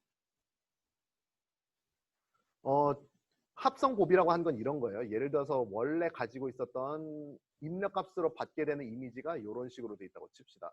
예, 뭐 여기서는 2차원이고 숫자들이 여러 개가 이렇게 적혀 있게 되죠. 거기다가 뭔가 다른 일정한 크기를 가진, 요 크기는 저희가 정할 수가 있어요. 몇 곱하기 몇 곱하기 몇, 뭐 이거의 크기는 저희가 정해줄 수가 있습니다. 일정한 크기를 가진 어떤 다른 배열을 찾아내고, 그 다음에는 요거를 여기다 이제 곱해주는 겁니다. 여기 보면은 이제 1 곱하기 1 더하기 0 곱하기 1 더하기 2 곱하기 1 뭐 더하기 점점점점 이렇게 해서 이 픽셀 주변에 있는 요 정도의 영역을 가지고 요거에다가 했더니 값이 다 더했더니 값이 7이 나오더라는 거죠. 비슷한 방식으로 여기 옆에 있는 픽셀에 대해서도 요 정도 영역을 만들어서 계산을 하면 무슨 값이 나올 거고, 이런 거를 반복하다 보면 뭔가 새로운 게 나오게 될 겁니다. 여기 안에 들어가 있는 요 배열의 값을 다르게 하면은 우리가 다른 특징을 얻어낼 수 있게 돼요. 사실은 그렇기 때문에 이제 합성곱이 어떤 이제 이미지나 이런 거에서의 특징을 뽑아낼 수 있다라고 얘기를 하는 건데, 뭐 이미지 프로세싱을 하는 데서는 굉장히 잘 알려진 사실입니다. 예를 들어서 원래 그림이 이렇게 있다고 해요. 그러면은 뭐 3 곱하기 3 행렬인데요. 만약에 0, 0, 0, 0, 1, 0, 0, 0, 0이라고 하는 행렬을 원래 이미지에다가 그대로 적용을 하면은 원래 이미지가 나오고요. 그리고 여기처럼 111111111이라고 하면은 뭔가 이제 주변에 있는 것들을 이렇게 좀 평균을 낸 그런 이미지가 나오게 되겠죠. 그러면은 이미지가 좀 뿌옇게 나올 겁니다. 이미지를 뿌옇게 만드는 방법 중에서 이제 다른 방법도 있고, 이거는 보면은 이제 약간 형태가 이제 가우시안 이렇게 함수 형태의 모양으로 좀 만들었어요. 그러면은 다른 식으로 뿌옇게 만들 수도 있고요. 값을 다르게 하면은 뿌옇게 만드는 게 아니라 이미지를 오히려 더 날카롭게 만들 수도 있고요. 그리고 값을 또 다르게 만들면 아예 그냥 날카롭게 할 뿐만이 아니라 이미지에서의 저기 그 경계선, 엣지 부분만을 표시하고 엣지가 아닌 부분은 그냥 칠하지 말고 이렇게 또 만들 수가 있습니다. 여기서 중요한 거는 여기 있는 이 행렬의 안에 들어오는 모양이 이제 어떻게 되느냐에 따라서 원래 있었던 이미지에서 굉장히 다른 특징들을 뽑아낼 수 있다는 거예요. 이거를 일반화해서 생각을 해보면은 꼭 그림이 아니더라도 어떤 이제 주어진 데이터가 있을 때 여기다가 이제 다양한 종류의 값이 들어가 있는 행렬을 적용을 해보면 요 원래 데이터에서 뽑아낼 수 있는 다양한 성질들이 뽑아낼 수 있다고 하는 게 되겠습니다. 그래서 이 컨볼루셔널 레이어 같은 경우에는 결과적으로 딥러닝은 하면서 여기 안에 들어가게 될 개수를 뭘로 할 것인가, 이거를 이제 피팅으로 찾아내게 돼요. 그러니까 문제를 푸는 데 있어서 적합한 개수를 피팅하게 됩니다. 이 명령어에 보면 이제 첫 번째 필터즈라고 하는 거는 이런 필터를 몇 종류나 우리가 사용하겠느냐 하게 되는 거예요. 서로 다른 필터는 아마 들어가는 개수가 조금씩 달라지겠죠. 그리고 여기는 커널 크기라고 하는 거는 필터 하나의 크기가 몇 곱하기 몇으로 쓰겠느냐라고 하는 것이 커널 크기가 되겠습니다. 마지막으로 스트라이즈라고 하는 거는 이 경우에는 여기서 요거 하나 만들었는데 출력값을 내기 위해서 다음 데이터를 할 때 바로 옆 픽셀을 쓸 건지 아니면은 한 칸 건너서 뛸 건지 두 칸 건너서 뛸 건지 라고 하는 거를 여기서 정해줄 수 있습니다. 물론 이제 요거 값을 어떻게 하느냐에 따라서 출력되는 출력되는 요 행렬의 크기가 바뀌게 되겠죠. 자, 그래서 fully connected 레이어에 대해서도 설명을 드렸고, 그리고 convolutional 레이어에 대해서도 설명을 드렸어요. 여기서 보면은 fully connected 레이어에서 결국 이제 딥러닝에서 풀고자 하는 거는 이 이제 연결선의 웨이트를 맞추고자 하는 거고, 그리고 요 컨볼루셔널 레이어 같은 경우에는 여기 안에 각각에 들어오는 원소들의 값을 피팅을 해서 이렇게 최저값을 이제 맞추고자 하는 겁니다. 그런데 여기까지 이제 설명을 드리면 요 이제 피팅 요 웨이트라든지 아니면 여기 있는 커널이라든지 이것들은 다 입력값과 출력값에 대해서 계산을 할 때 선형대수 계산을 하게 됩니다. 선형대수라고 하는 게 딴 게 아니라 y는 a 곱하기 x 더하기 b 뭐 이런 식으로 이제 하는 거예요. 뭐 이제 그냥 개수가 될 수도 있고 아니면은 매트릭스 계산을 하는 걸 수도 있는데 어떤 사람이 선형대수 계산을 하게 된다면은 출력 그렇게 나오게 되는 출력은 입력값이랑 정보량이 차이가 전혀 없게 됩니다. 다른 말로 하자면은 만약에 우리가 선형대수로만 계속해서 이렇게 레이어를 이렇게 쌓게 되면 굳이 여러 층을 쓸 필요가 없는 거예요. 왜냐하면은 여러 층을 쓰더라도 그냥 층을 하나 쓰는 거랑 똑같은 녀석이 여기 존재를 하게 되거든요. 다시 말씀을 드릴게요. 예. 지금 딥러닝이라고 하는 거는 입력값이 있고 출력값이 있을 때 그 안에다가 여러 장의 레이어를 쌓아가지고 이제 문제를 풀겠다라고 하는 건데, 만약에 여기서 여기로 넘어가는 것도 선형계산, 여기서 여기로 넘어가는 것도 선형계산, 모든 계산이 다 선형대수 계산으로만 이루어져 있다고 하면 아무리 우리가 깊은 레이어를 쌓는다고 한들 여기서 중간에 레이어 없이 뭔가 다른 선형 계산을 만들 수 있다는 겁니다. 아무리 깊은 계산을 해가지고 뭔 답을 만들어냈더라도 그것과 정확히 똑같은 결론을 만들어내는 선형 계산을 만들어내는 게 가능해요. 그러면 굳이 왜 딥러닝을 하느냐라고 생각을 하게 될 수가 있습니다. 즉 선형 계산만 해서는 딥러닝으로 얻게 되는 장점이 아무것도 없게 돼요. 다시 우리가 신경 뉴런의 이제 어떻게 작동하는지에 대한 이론 모형으로 돌아가 봅시다. 예, 뭐 그냥 간단하게 예를 들기 위해서 하는 거예요. 여기 보면 출력값이 있고 이제 입력값이 있죠. 여기 있는 내용을 자세히 보면 이거는 선형 계산이 아닙니다. 뭐 이게 선형 계산처럼 보이는 부분도 조금 있긴 있는데 단순히 y는 뭐 a 곱하기 x 더하기 b 뭐 그냥 이런 식으로 끝나는 게 아니라 뭔가 좀 더 이상한 짓을 여기다 하는 걸 볼 수가 있어요. 그래서 이제 사람들이 생각하게 된 건 딥러닝이 동작을 하기 위해서는 선형 함수만, 선형 대수 계산만 해서는 안 된다. 선형성을 깨주는 뭔가 다른 함수를 넣어줘야 된다. 즉 각 신경망에다가 비선형 함수를 적용을 할 수밖에 없다는 겁니다. 50년대에 그 최초로 동작하던 딥러닝 계산이 있었다고 했었잖아요. 그 경우에도 밑에 써져 있는 식을 여러분이 보셨는지 모르겠는데 단순히 ax 더하기 b 뭐 이렇게 돼 있는 게 아니라 뭐 x, a, x, b 뭐 이런 식으로 해가지고 폴리노미얼 계산을 하는 걸 볼 수가 있어요. 그것도 일종의 비선형 함수 계산을 하는 거라고 볼 수가 있어요.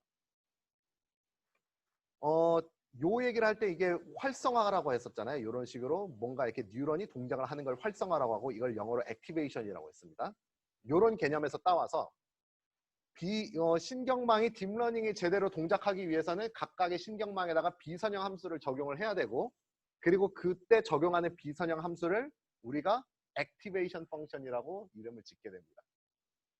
이제 텐서플로우에서는 액티베이션이라고 하는 이런 걸 이렇게 쓰게 되는 거고요. 이게 이제 더 일반화가 돼가지고 꼭 이렇게 신경망에다가 이런 용도로 이제 하는 것뿐만이 아니라 그냥 신경망에 적용할 수 있는 다양한 선형, 비선형 함수를 죄다 액티베이션 펑션이라고 부르게 됩니다. 딥러닝에서 사용하는 뭐 다양한 액티베이션 펑션으로는 이런 게 있어요. 예. 고대에는 그 딥러닝의 초창기에는 여기 보이는 이제 시그모이드라고 하는 요 함수가 굉장히 많이 쓰였습니다. 뭐 함수꼴은 이렇게 생겼고 이렇게 모양을 보시면 0이었다가 1로 이렇게 튀어나오게 되죠. 이 모양을 보시면 왜 시그모이드가 옛날에 많이 쓰였는지를 알 수가 있어요. 그 전에 이제 제가 고대에는 이제 그 신경망에 대해서 이야기할 때 헤비사이드 펑션처럼 이렇게 된다고 했었잖아요. 어느 스레시 홀드가 되기 전까지는 0의 값이다가 스레시 홀드가 넘어가면 1로 튄다고 했었죠.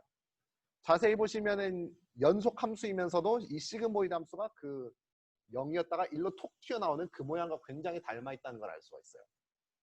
그래서 옛날에는 시그모이드라고 하는 요 액티베이션 펑션을 굉장히 많이 썼고요. 그리고 모양을 보시면 알겠지만 여기 있는 이제 하이퍼볼릭 탄젠트, 이것도 뭐 정도의 차이는 있지만 시그모이드랑 아주 비슷한 성질을 가지고 있죠. 그래서 뭐 하이퍼볼릭 탄젠트도 사용할 수가 있습니다. 그런데 여기 보면은 이 시그모이드 함수에는 한 가지 단점이 있어요. 입력값이 아무리 커져도 출력값이 뭐 아주 비슷해지게 됩니다. 이게 뭐 장점이 될 수도 있지만 단점이 될 수도 있는 거예요.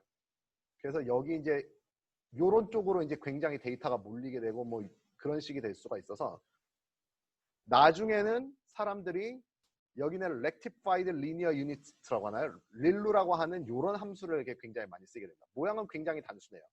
거의 리니어 함수인데 음수인 데에서는 그냥 0으로 만들어버린 거죠. 이 함수를 사용했더니 많은 경우에 딥러닝 알고리즘에서 성능 향상이 있었다라는 얘기가 있게 되고 그래서 사람들이 이 릴루에 기반한 모형들을 굉장히 많이 쓰게 됩니다. 그리고 뭐 여기서 이제 파생된 모형으로 뭐 리키 릴루라고 하는 거 뭐 ELU라고 하는 것들이 있는데 모양이 다들 보면 이제 요거랑 좀 많이 비슷하게 생겼죠. 그러니까 좀 마이너한 체인지를 이제 좀 했다고 하는 거로 볼 수가 있어요. 요것뿐만이 아니라 사실 이제 소프트맥스라고 하는 액티베이션 펑션도 굉장히 많이 쓰이는데 요건 좀 용도가 다릅니다. 이거는 함수 하나에다가 값 하나를 다른 값으로 변환을 하는 게 아니라 여러 개 어레이 값을 받으면은 그거를 이제 다른 값으로 바꿔주는데 어떻게 바꾸냐? 일단은 입력값에 있었던 어레이들의 값을 다 더한 다음에 나눠줍니다. 그렇게 하면은 출력으로 생기는 이게 그 어레이는 다 합치면 1이 되겠죠. 이건 언제 쓰느냐? 분류 문제를 풀 때 주로 마지막에 많이 써요. 분류 문제의 경우에는 A라는 타입을 가질 확률이 몇 퍼센트, B라는 타입을 가질 확률이 몇 퍼센트, 뭐 이런 식의 이제 결과를 주로 많이 내곤 하는데 다 더하면 이제 100%가 돼야 되잖아요. 그래서 우리가 주는 출력값이 확률의 느낌을 갖게 하기 위해서 마지막에 다 더하면 1 혹은 100%로 노멀라이즈 되도록 소프트맥스라고 하는 액티베이션 펑션을 많이 걸어줍니다. 자, 이렇게 해서 우리가 fully connective 레이어를 쓰든 아니면 컨볼루셔널 레이어를 쓰든 레이어를 만들어내고 그리고 여기다가 이제 액티베이션 펑션도 적당하게 걸어줘서 뭔가 하여간 뭐 신경망을 만들었어요. 그러면 이제 우리가 문제를 풀고자 하는 거죠. 이 신경망이 있으면은 우리가 입력값은 갖고 있고 그 입력값을 신경망에다 전달해 주면은 뭔가 이제 출력값이 나오게 될 거예요. 근데 보통의 경우에 우리가 그냥 아무거나 출력을 하라고 하는 건 아니고 이 신경망을 돌릴 때 우리가 원하는 출력값이 있죠. 그래서 우리가 트레이닝을 한다는 건 어떤 뜻이냐 하면은 일단 이런 걸 만들어 두고 얘에서 나오는 요 AI가 주는 출력값이 우리가 원하는 출력값하고 거의 같아지도록 만드는 게 사실 학습이라고 볼 수 있겠습니다. 자, 말로는 쉬워요. 근데 요거를 수학적으로 좀 더 엄밀하게 뭐라고 할 수가 있을까요? 그냥 비슷하다. 뭐가 비슷하다는 게 정확히 무엇이냐? 이거를 정의를 해줘야 됩니다. 그래서 결국에는 이 이제 AI가 주는 출력값과 실제 우리가 원하는 출력값을 인자로 받는 어떤 함수를 만들어 놓고 그 함수가 최소화되도록 여기 안에 들어있는 뭐 웨이트라든지 뭐 이런 거 여러 가지를 바꿔가라 라고 하는 것이 결국 이제 인공지능 문제를 푸는 게 되겠어요. 자, 그리고 여기 있는 이 함수가 정확히 무엇이냐? 이거를 우리가 손실 함수 혹은 로스 펑션이라고 하게 됩니다. 문제에 따라서 이 손실 함수 역시 굉장히 다양하게 만들 수가 있게 됩니다. 이렇게 성질을 이렇게 갖고만 있는 다음에 이 손실 함수에도 굉장히 다양한 옵션이 있다고 하는 걸 알 수가 있게 돼요. 예를 들어서 리그레션 문제 같은 경우에도 최소한 지금 여기 보여드리는 세 가지, 이 후보라고 하는 건 제가 잘 모르겠고요. 최소한 두 가지의 다른 이제 옵션이 많이 쓰이고 있는 걸 보게 됩니다. 첫 번째는 MSE, Mean Square Error라고 부르고요. 혹은 이제 L2 놈이라고, L2 뭐 로스 펑션이라고도 불러요. 예, L스퀘어라고 하나요? 그렇죠. 이건 사실 정확히 과학에서 많이 쓰는 카이스퀘어랑 정확히 같은 의미를 갖게 되는 겁니다. 근데 컴퓨터 공학, 인공지능 하시는 분들은 이걸 L2 놈이라고 많이 부르더라고요. 이 카이스퀘어랑 정확히 같은 의미를 갖고 있기 때문에 뭐 자세한 이야기는 하지 않겠습니다. 혹은 mean absolute error라고 하는 것도 많이 써요. L1 놈이라고 하는데 이거는 이제 제곱을 하는 게 아니라 그냥 절대값을 취한 다음에 더하는 거예요. 물론 이것도 이제 이제 그 AI가 주는 것과 실제 우리가 원하는 값이 정확히 같은 값이면 이것도 0이고 이것도 0인 거죠. 근데 이제 어떤 식으로 하는 것이 과연 실제로 우리가 생각하기에 더 좋은 퍼포먼스를 내느냐, 이건 좀 생각을 해봐야 되는 겁니다. 여기에는 이제 MSE도 있고 MAE도 있는데 사실 요 두 개 입력값이 주어졌을 때 이게 이제 서로 비슷할 때 0이 되고 달릴 때 이제 값이 커지게 되는 함수의 종류는 무한히 많을 수가 있어요. 그리고 이제 비슷한 종류의 문제라고 하더라도 그 이제 출력값의 분포가 어떤 식으로 돼 있느냐에 따라서 요 이제 그 로스 펑션을 굉장히 다양하게 줘야 될 수가 있습니다. 그래서 사실 이것도 그렇게 자명한 문제는 아니에요. 그렇지만 일단은 MSE, MA가 많이 쓰이고 있기 때문에 여기서부터 시작을 해서 여러분들이 이제 튜닝을 해 나가면 되겠습니다. 분류 문제 같은 경우에는 조금 다른 값을 써요. 여기 보면 이제 크로스 엔트로피라고 하는 게 나오는데요. 여기 보면은 지금 아마도 둘 중에서 뭐가 이제 AI가 준 거고 뭐가 실제 우리가 원하는 건지 그건 이제 잘 모르겠는데요. 지금 여기 있는 함수의 형태는 어떤 거냐면 정보 이론에서 정보량, 뭐 이제 엔트로피, 뭐 이런 거를 계산할 때 나오는 그런 개념입니다. 그래서 뭐 어떤 뭐 예, 그런 식으로 이렇게 뭐 나오는 그런 거라고 해요. 예, 엔트로피 이제 그런 분류 문제 같은 경우에는 그래서 여기 이제 각각의 카테고리가 확률을 의미할 경우 이런 식의 크로스 엔트로피라고 하는 개념을 써서 예, 그 값이 이제 최소화가 되는 게 문제를 잘 푸는 거다라고 이렇게 이야기를 하게 된다고 합니다. 자, 여기까지 해서 이제 좀 이따가 이제 실습을 하게 될 텐데, 자, 질문이 혹시 예, 없군요. 일단은 제가 한 5분 정도 여러분한테 이제 휴식 시간을 좀 드리려고 해요. 예. 질문이 올라왔습니다. 잠깐 여기서 일단 제가 이거를 보여드릴게요. 어제 이제 한쪽 서버로 이제 병목 현상이 많이 일어났기 때문에 오늘은 아마 제 생각에 병목 현상이 더 심하게 일어날 수도 있겠다는 생각이 듭니다. 예. 그렇지만 그거를 최대로 줄이려면은 예. 어제도 아마 여러분들께서 이렇게 주최 측으로부터 이메일을 받으셨을 텐데 여러분들에게 이제 주어진 아이디 번호에 따라서 접속을 이렇게 포트 번호를 다르게 해서 접속을 해주시기를 부탁드립니다. 제가 일단 요거를 띄워드리고 질문을 몇 개 받고 그리고 5분 뒤에 시작을 하도록 하겠습니다. 질문. 예, 이런 질문이 왔어요. 레이어나 엘레멘트를 몇 개 쓸 것인지, 어떤 레이어에 비선형 함수를 적용할 것인지는 어떻게 결정하나요? 아주 좋은 질문입니다. 레이어랑 엘레멘트를 몇 개 쓸 것인지를 정하는 방법은 없습니다.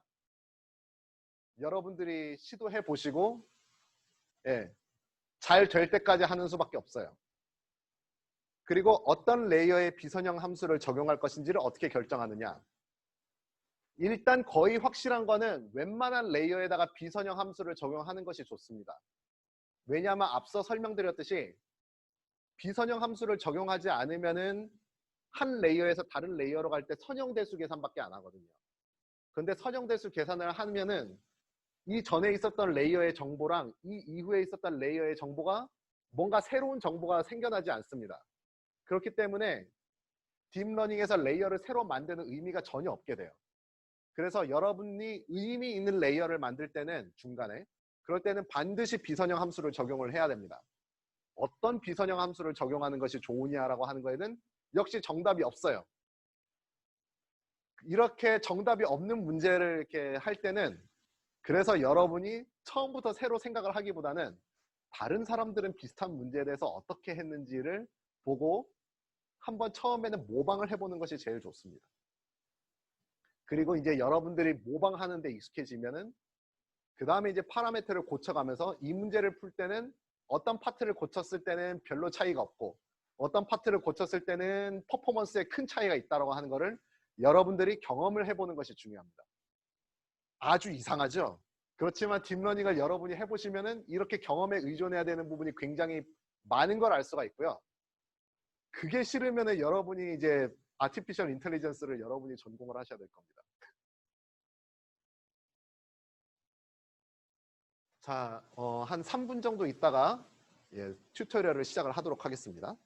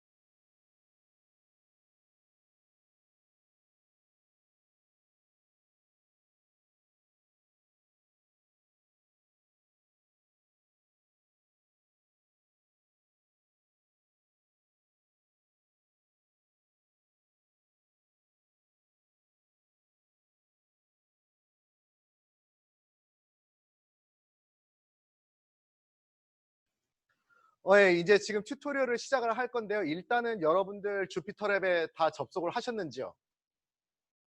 예, 어제도 해보셨기 때문에 포트 번호 바꾸는 거 빼고는 차이가 없거든요. 제가 지금 굉장히 위험한 걸 하나 발견을 했는데 아직 그 여러분들의 홈 디렉토리에 들어가시면은 아직 튜토리얼이 새로운 디렉토리가 안 생겼을 겁니다. 그래서 여러분들이 제가 지금 여기 보여드리는 거를 잘 따라 하셔야 돼요. 잘 보세요.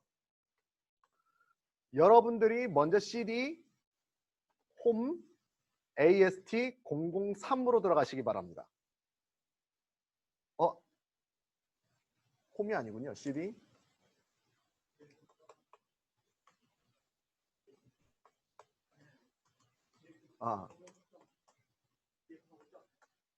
CD 아스트로 2020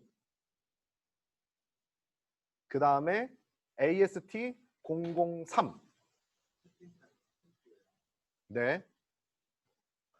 여러분들이 주피터 랩을 들어가시면 여기 보면은 New Launcher라고 하는 게 있습니다. 여기서부터 설명을 드려야 될 것 같아요. 요걸 누르시면 노트북을 새로 만드실 수도 있고요.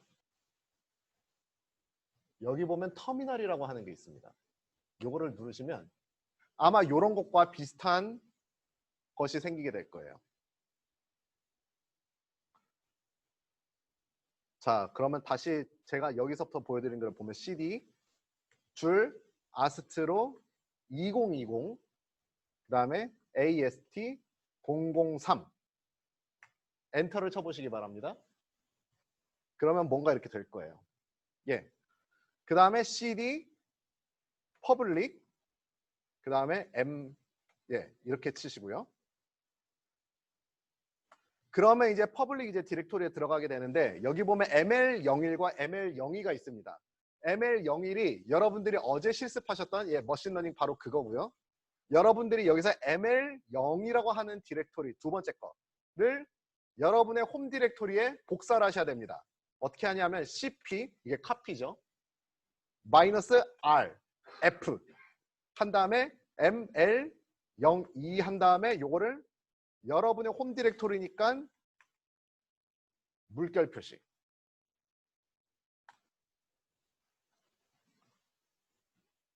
성공한다면 cd만 쳐보시기 바랍니다. 그러면 여러분의 홈 디렉토리로 가게 될 거예요.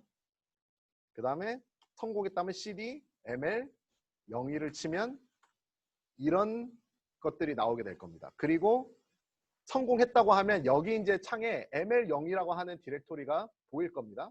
클릭하시고요. 클릭을 하시면 여기까지 보이면 일단 성공입니다.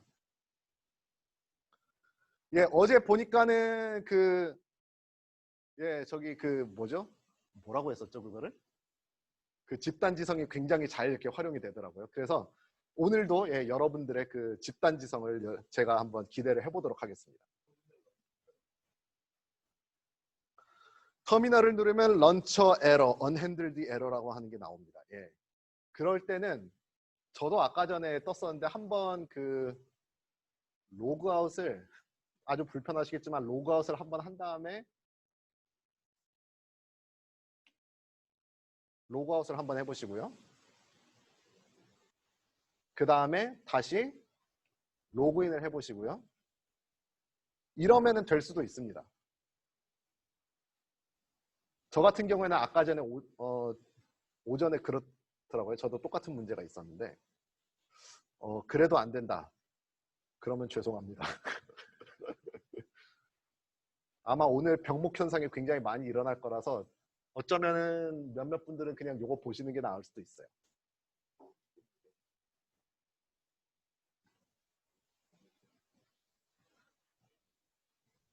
자, 그래서 오늘 할 일은 다시 했는데 해결이 되지 않습니다. 몇 번 시도를 더 해보고 강의에 집중해 보겠습니다. 감사합니다. 죄송합니다. 로그아웃을 한 번 더 해보시고 하는데도 안 된다. 그러면은 그냥 여기 나오는 걸 보세요.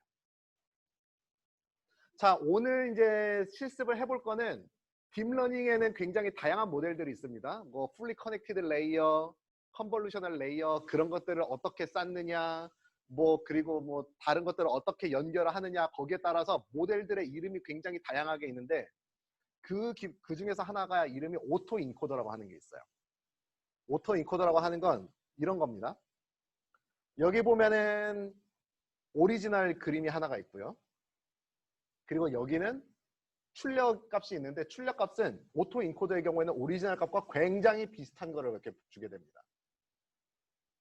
대표적인 경우에는 어떤 식으로 문제를 주로 주게 되냐면은 오리지널 인풋에다가는 이미지인데 약간 좀 잡음이 들어가 있는 이미지를 주로 여기다가 이렇게 넣게 되고 출력 값으로는 잡음이 없는 원하는 이미지를 보통 여기다 이렇게 출력을 주게 돼요. 그 다음에 여기에 들어가게 되는 거는 지금 동그라미로 제가 표시하긴 했지만 2차원 이미지 같은 경우에는 여기가 하나하나가 다 컨볼루셔널 레이어가 되겠고요. 그리고 막판에 가서는 컨볼루셔널 레이어를 2차원 배열을 1차원으로 일단 쫙 편 다음에 거기에다가 풀리 커넥티드 레이어를 좀 몇 개를 쌓아서 가장 중간에 보면은 엘리멘트 수가 그렇게 많지 않은 그런 1차원 벡터가 여기 중간에 하나 들어가게 됩니다. 그런 다음에 여기랑 이제 역순으로 이제 다시 가는 거예요. 여기서 이제 풀리 커넥티드 레이어를 몇 개를 더 쌓고 그 다음에 2차원으로 다시 변환을 한 다음에 컨볼루셔널 뉴럴 네트워크, 컨볼루션을 몇 번 이제 해줘서 이런 이미지가 나오게 하는 것. 인풋과 거의 같은 형태의 아웃풋이 나오게 하는 게 오토 인코더의 목적입니다. 오토 인코더가 인풋하고 거의 똑같은 거를 이렇게 내놓는데 그게 도대체 뭐가 의미가 있나요? 라고 생각을 할 수가 있게 되는데 오토 인코더는 제가 사실 딥러닝을 공부하면서 굉장히 많이 찾는 그 딥러닝을 가르쳐주는 이미지 프로세싱에서 딥러닝을 가르쳐주는 사이트가 있어서 자 거기에서 참고를 많이 얻게 되는데 거기에서 이제 알려주는 바에 의하면 오토 인코더에는 크게 두 가지 의의가 있다고 합니다. 첫 번째는 원래의 이미지가 잡음이 있을 경우에 보통 이제 이렇게 딥러닝을 뭔가 거쳐가지고 여기 나오는 이미지는 잡음이 좀 덜 하다는 거예요. 그래서 잡음이 벗겨진 이미지를 얻기가 쉽다. 이게 이제 첫 번째 의의가 있고요. 두 번째는 여기 있었던 입력 이미지가 똑같은 이미지로 변환되는 과정에서 중간에 벡터로 바뀐다고 하는 게 중요한 겁니다. 만약에 트레이닝을 다 시킨 다음에 여기 앞에 있는 파트를 딱 떼버리고 여기다가 다른 벡터 값을 넣으면 어떻게 될까요? 그럼 뭔가 다른 이미지가 나온다는 거예요. 그리고 그 이미지는 우리가 트레이닝한 것과 뭔가 비슷한 성질을 가지는 뭔가 다른 이미지가 나올 거라는 거죠. 이런 식으로 가짜 이미지를 만들어낼 수 있다라고 하는 게 이제 오토 인코더의 중요한 특징이 될 거예요. 그 가짜 이미지가 얼마나 좋은 특징을 가지느냐? 그거는 우리가 해봐야지 하는 거죠.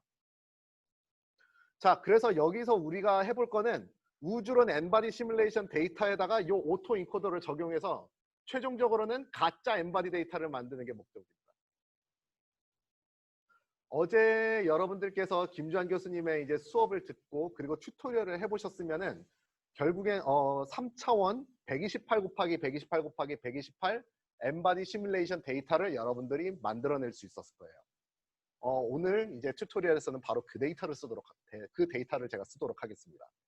자, 첫 번째로 실습에 필요한 파이썬 패키지를 불러봐야겠죠.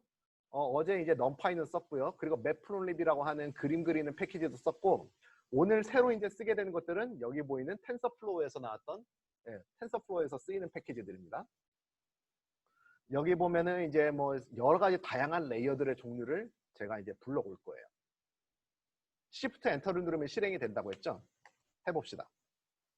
별표가 굉장히 오랫동안 있다가 1로 바뀌는 걸 여러분들이 확인을 할 수가 있습니다. 그 다음에는 시뮬레이션 자료를 불러올 건데 128 큐브 데이터를 다 불러올 수도 있지만 여러분들 하기 편하라고 제가 데이터를 조금 좀 손을 만졌습니다.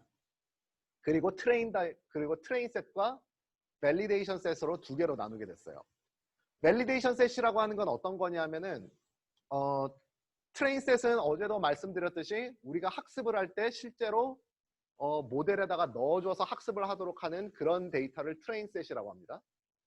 밸리데이션 셋은 과연 이 모델이 잘 동작하고 있는 건지 일반성을 잘 갖고 있는 건지 트레인하지 않은 녀석에 대해서도 좋은 결과를 내주는지 아니면 말짱 꽝인지 이런 것들을 테스트를 해줘야 되는데 그런 테스트를 하기 위해서 트레이닝 할 때는 들어가지 않지만 점수를 매길 때는 사용하는 그거를 이제 밸리데이션 셋이라고 하고요. 데이터를 한번 읽어보도록 하겠습니다. 여기서는 이제 numPy에서 적용하는 이제 데이터 형식을 이용해서 읽어보도록 하겠습니다. 예, 금방 끝났죠? 읽었어요. 원래는 이제 3차원 데이터인데 제가 이렇게 다르게 표현하라고 2차원 이미지로 이렇게 슬라이싱을 한 것들의 데이터로 만들어 놓은 겁니다. 자, 어떻게 생겼는지 한번 체크를 해보죠. 여기 보면은 트레인 셋이 몇 차원 배열로 이루어졌는지를 프린트 할 거고 밸리데이션 셋은 몇 차원으로 이루어졌는지 프린트를 하도록 할 거예요. 금방 끝나죠. 트레인 셋은 300개의 데이터가 있고요. 각각의 데이터는 128 곱하기 128로 이루어져 있습니다. 여기 뒤에 1이 붙어 있긴 있는데 이거는 제가 이거 트레이닝 하다 보니까 어쩌다 보니까 이렇게 붙이는 게 좀 편해서 그렇게 붙인 거고요. 밸리데이션 셋은 84개의 데이터가 있네요. 그리고 그림도 한번 직접 그려보죠. 트레인 셋은 어떻게 생겼고 밸리데이션 셋은 어떻게 생겼는지 샘플 몇 개만 골라서 그려보도록 하겠습니다. 그러면 이런 그림이 나오죠. 여기 보면은 지금 위쪽에 있는 것들이 트레이닝 셋에서 고른 데이터들이고요. 그리고 여기 밑에 있는 것들이 밸리데이션 셋에서 5개만 골라서 그림을 그린 거예요. 여기 빨간색으로 되어 있는 게 밀도가 높은 지역이고 그리고 이제 파란색으로 갈수록 밀도가 낮은 지역이고요. 여러분들이 우주론 수업에서 계속해서 강조해서 들었었던 거대 구조들이 그 그물 모양의 거대 구조들이 여기서 잘 나타나고 여기서나 잘 나타나고 있는 걸 확인할 수가 있죠. 자, 그래서 이제 우리가 오토 인코더 모형에다가 여기 위에 있는 이런 종류의 데이터를 집어넣을 겁니다. 집어넣어서 훈련을 시킬 거예요. 자, 다시 한번 이제 오토 인코더에 대해서 설명을 드리자면은 이미지가 있으면 이 이미지를 점점 컨볼루션을 적용하면서 점점 더 작은 이미지로 만들게 됩니다. 그리고 어느 시점에는 1차원 배열로 바꾼 다음에 결국에는 작은 원소수의 1차원 배열로 바꾸게 될 거예요. 거기까지가 인코딩 단계에 들어가고요. 디코딩 단계는 작은 원소의 1차원을 다시 fully connected 레이어를 쌓다가 어느 시점에는 2차원 이미지로 바꾸게 되고 그 2차원 이미지를 점점 크기를 키워서 결국에는 원래 의도했었던 이미지랑 최대한 같은 결과가 나오도록 트레이닝을 하는 겁니다. 자, 먼저는 여기 인코딩을 만들 거예요. 어떤 식으로 만드냐 하면은 텐서플로우가 이런 식으로 동작을 하게 됩니다. 자, 좀 확대를 하도록 할게요. 인코딩 모델이 여기가 전부입니다. 인코더라고 하는 거를 저희가 레이어를 순서대로 쌓을 거라서 시퀀셜이라고 하는 텐서플로우에 있는 명령어를 이용해서 할 거예요. 그러면은 뭔 얘기냐면은 여기 있는 순서대로 제가 레이어를 쌓겠다라고 하는 겁니다. 마치 레고 블록을 쌓듯이 그냥 순서대로 이렇게 쭉 간다는 거예요. 첫 번째 인풋, 여기는 128 곱하기 1이라고 하는 성질을 가진 녀석을 내가 입력으로 갖겠다. 지금 제가 이렇게 만들어 놓은 그 이미지 하나하나 크기가 128 곱하기 1이죠. 두 번째 단계는 컨볼루션 레이어입니다. 원래는 이제 하나의 이미지인데 제가 32개의 다른 종류의 필터를 적용하겠다는 거예요. 그리고 각각의 필터는 크기가 3 곱하기 3입니다. 그리고 2칸씩 건너서 할 거예요. 그래서 이거를 이제 다 끝나고 나면은 128 곱하기 128이 64 곱하기 64의 크기로 줄어들게 되고요. 그런 녀석이 이미지가 32개가 만들어지는 겁니다. 왜냐하면 서로 다른 필터를 32개의 서로 다른 필터를 적용했기 때문에 요걸 거치고 나면은 32개의 이미지가 만들어지는 거예요. 그리고 여기다가 이제 액티베이션 펑션을 넣었어요. 이 얘기를 안 쓰면은 그냥 리니어 알제브라에 불과합니다. 근데 여기다가 렐루라고 하는 액티베이션 펑션을 넣었기 때문에 컨볼루션을 한 다음에 거기다가 뭔가 비선형 함수를 집어넣게 되는 겁니다. 그래서 벌써 여기서 여기로 가면서 비선형 계산이 들어가게 되는 거예요. 그 다음에는 이제 배치 노멀리제이션이라고 하는 거를 하는데 요거는 뭐 지금은 설명을 드리지 않을게요. 뭔가 이제 역할을 하긴 합니다. 그 다음에 다시 컨볼루션을 하는데 다시 이제 뭐 스트라이드가 2이라서 여기서는 64 곱하기 64였는데 여기로 가면 이제 32 곱하기 32로 사이즈가 바뀌고 이미지 개수는 64가 되는 거예요. 또 줄어들고 또 줄어들고. 그 다음에 플래튼이라고 하는 거는 2차원 이미지를 그냥 쭉 펴가지고 1차원 배열로 만들겠다라고 하는 거고요. 그 다음에 댄스라고 하는 게 들어가 있는데 요거는 fully connected layer입니다. 그래서 최종적으로 요 엔코더라고 하는 거를 다 거치고 나면은 64개의 엘리멘트를 가진 벡터 하나가 나오게 됩니다. 한번 실행을 해보죠. 뭐 이거는 그냥 정의하는 거라서 금방 끝나요. 자, 질문이 하나 나왔는데 네 번째 칸에서 그림을 그리려고 실행했을 때 타이프 에러라는 에러가 뜨면서 그림이 안 그려집니다. 혹시 여러분들도 그런가요? 저는 왜 잘 될까요? 혹시 이거는 저기 한번 저기 집단 지성을 좀 활용을 해주시기 바라겠습니다. 저는 잘 되거든요. 예.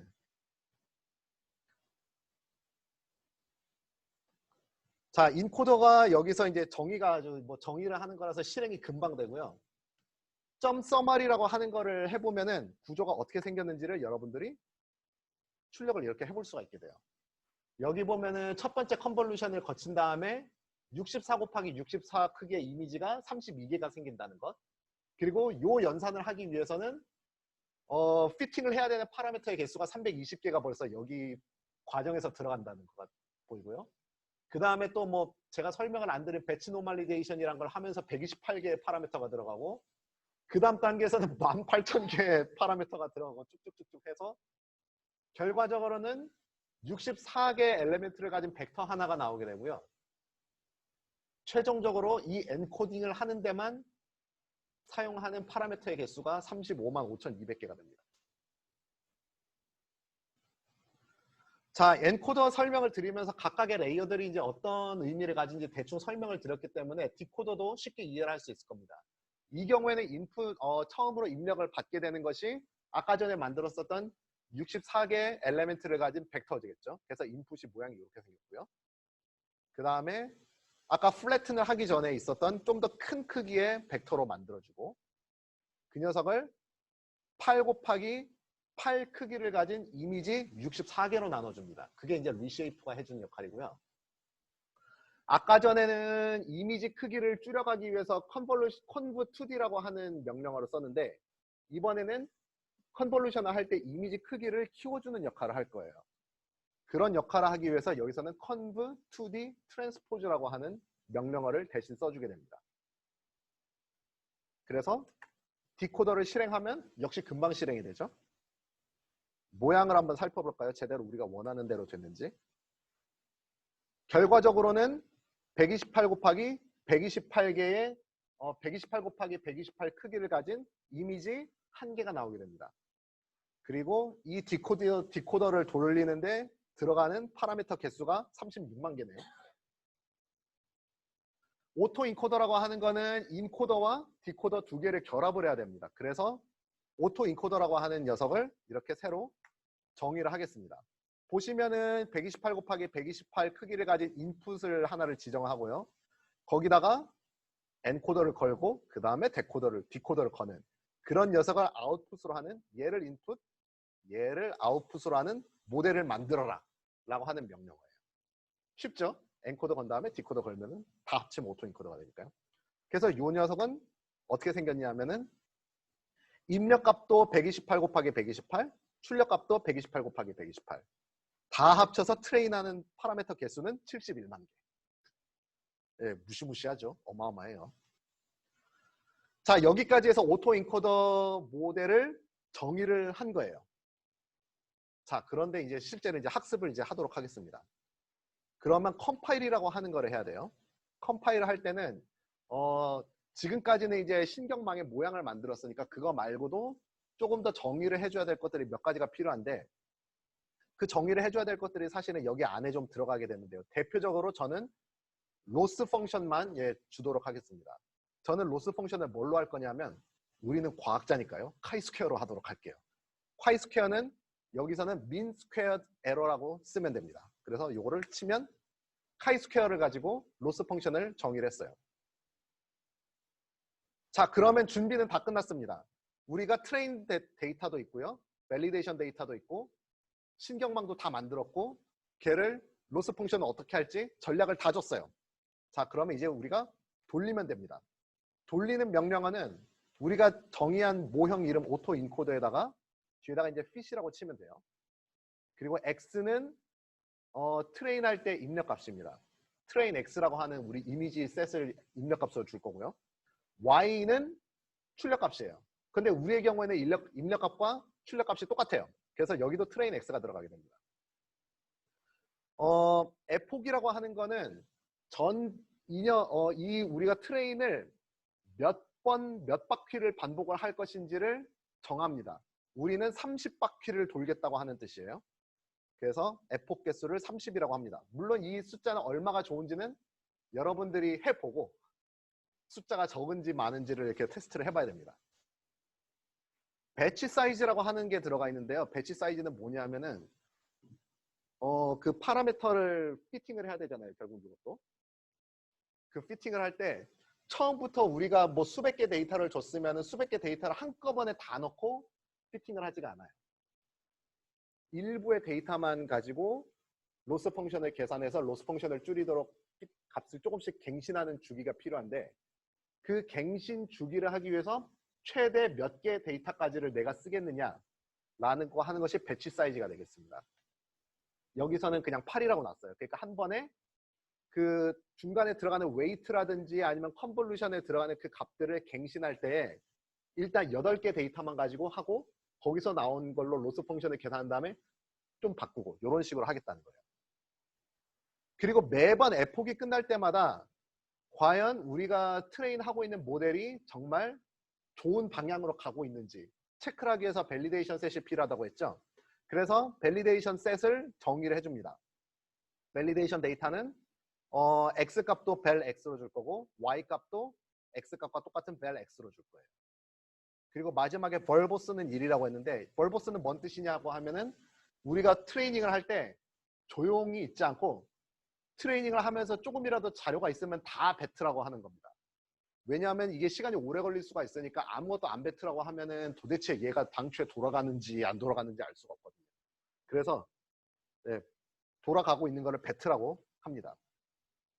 자, 이제 엔터를 할 건데요.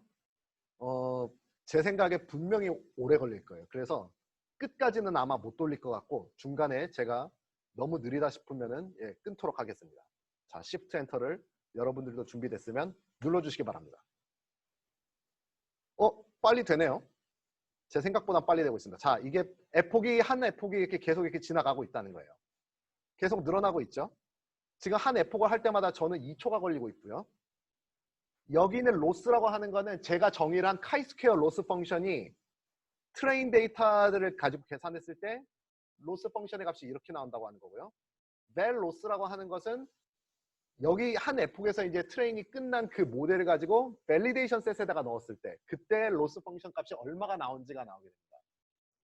자, 8번에서 끝났네요. 그러니까 사람들이 많이 쓰고 있다는 얘기죠, 지금. 네. 자, 이럴 때는 어떻게 해야 되느냐? 끊어야 될 것 같은데요. 과연 끊어질까요?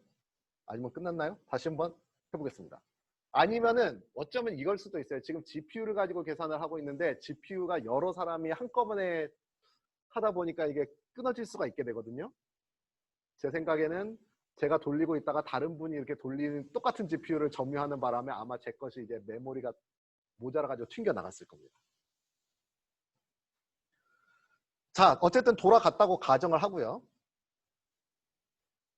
한번 다시 해볼까요? 다 돌아갔어요. 그러면은 공유를 한번 화면 공유를 해보시겠어요? 왜냐하면 다 돌아갔으면 이제 다 된 거거든요. 아닌가? 모르겠네요. 화면 공유하지 마시고요. 자, 그냥 설명을 하도록 하겠습니다. 왜냐하면은 제가 이럴까 봐서 돌아간 결과를 제가 미리 저장을 해놨어요. 그래서 보여드릴게요. 자, 지금 보면은 매 에폭마다 계산이 만약 혼자서 계산을 했다고 하면은 매 에폭마다 계산이 2초 만에 끝나는 걸 알 수가 있습니다. 굉장히 빨리 끝나죠. 그거는 여러 가지 이유가 있는데요. 첫 번째는 지금 데이터 개수가 굉장히 작아요. 수백 개밖에 안 되죠. 게다가 우리는 지금 고등과학원에 아주 엄청난 GPU 자원을 사용하고 있기 때문에 그런 겁니다. 만약에 여러분 컴퓨터의 CPU만 이용해서 유계산을 했다고 하면 굉장히 오래 걸릴 수 있어요. 그렇지만 제가 테스트는 안 해봤습니다. 학습이 얼마나 잘 됐는지를 평가를 해야 돼요. 그래서 우리는 그림을 하나 그릴 건데 어떤 그림을 그릴 거냐 하면은, 자, 여기는 X축은 지금 F폭입니다. 1에서부터 이제 30까지 그릴 거고요. 지금 여기서 나타내는 거는 Y축이 각 F폭마다 지금 요 앞에서 계산을 했을 때 로스라고 하는 값이 나왔었잖아요. 그 로스 값을 얘가 지금 H가 저장을 하고 있어요. 그래서 각 F폭마다 트레인셋에 대해서 계산을 한 로스 값이 나오게 됩니다. 그걸 그리겠다고 하는 거고요.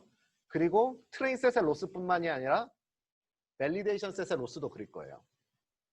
그래서 그림을 그려봐야 되는데 지금 제 여기서는 안 됐기 때문에 이미 돌린 거를 갖다가 제가 보여드리면 뭐 디테일은 아마 다를 거예요. 그렇지만 대략 이런 식과 비슷한 그림이 나오게 될 겁니다. 일반적인 경우에 트레인셋의 로스는 시간이 가면 갈수록 줄어들게 돼요.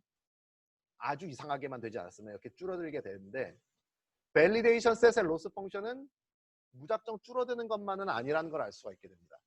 여기 보시면은 뭐 여기서는 뭐 왔다 갔다 하다가 줄어들다가 어느 시점에서 한번 바닥, 얘 기준에서 바닥을 한번 찍어요. 그런 다음에는 더 내려가는 게 아니라 오히려 시간이 가면 갈수록 조금씩 늘어나고 있는 걸 보게 됩니다. 이러한 피처는 굉장히 여러분이 딥러닝을 연구를 하게 될 때 이거는 굉장히 중요하기 때문에 잘 기억을 해 두셔야 됩니다. 그 다음으로는 이제 트레이닝이 끝났으니까 실제로 원래 우리가 오토인코더를 이제 첫 번째로 체크를 해야 되는 거는 입력값을 주면 그 입력값과 거의 같은 모양의 출력값을 실제로 주는지를 우리가 체크를 해야겠죠. 그래서 계산을 해보도록 하겠습니다. 여기 보면은 지금 여기 있는 오토인코더는 지금 제 경우에는 안 그렇지만 여러분 중에서 계산이 끝난 분들이 있다면은 얘는 이미 이제 트레인된 모델이 뭔가 여기 안에 들어가 있을 거예요. 그 다음에 여기다 프리딕트를 하고서 입력값을 넣어주면 그러면 우리가 이 트레인 X라고 하는 이미지를 넣어줬을 때에 이 오토 인코더라고 하는 녀석이 예측을 해주는 출력값이 여기 저장이 되게 됩니다. 퍼펙트하게 진행이 됐다고 하면은 이 녀석은 이 녀석과 입력값과 같아야 되는 거예요. 밸리데이션 셋에 대해서도 우리가 똑같은 짓을 할 수가 있게 되고요. 실행을 해주시고요.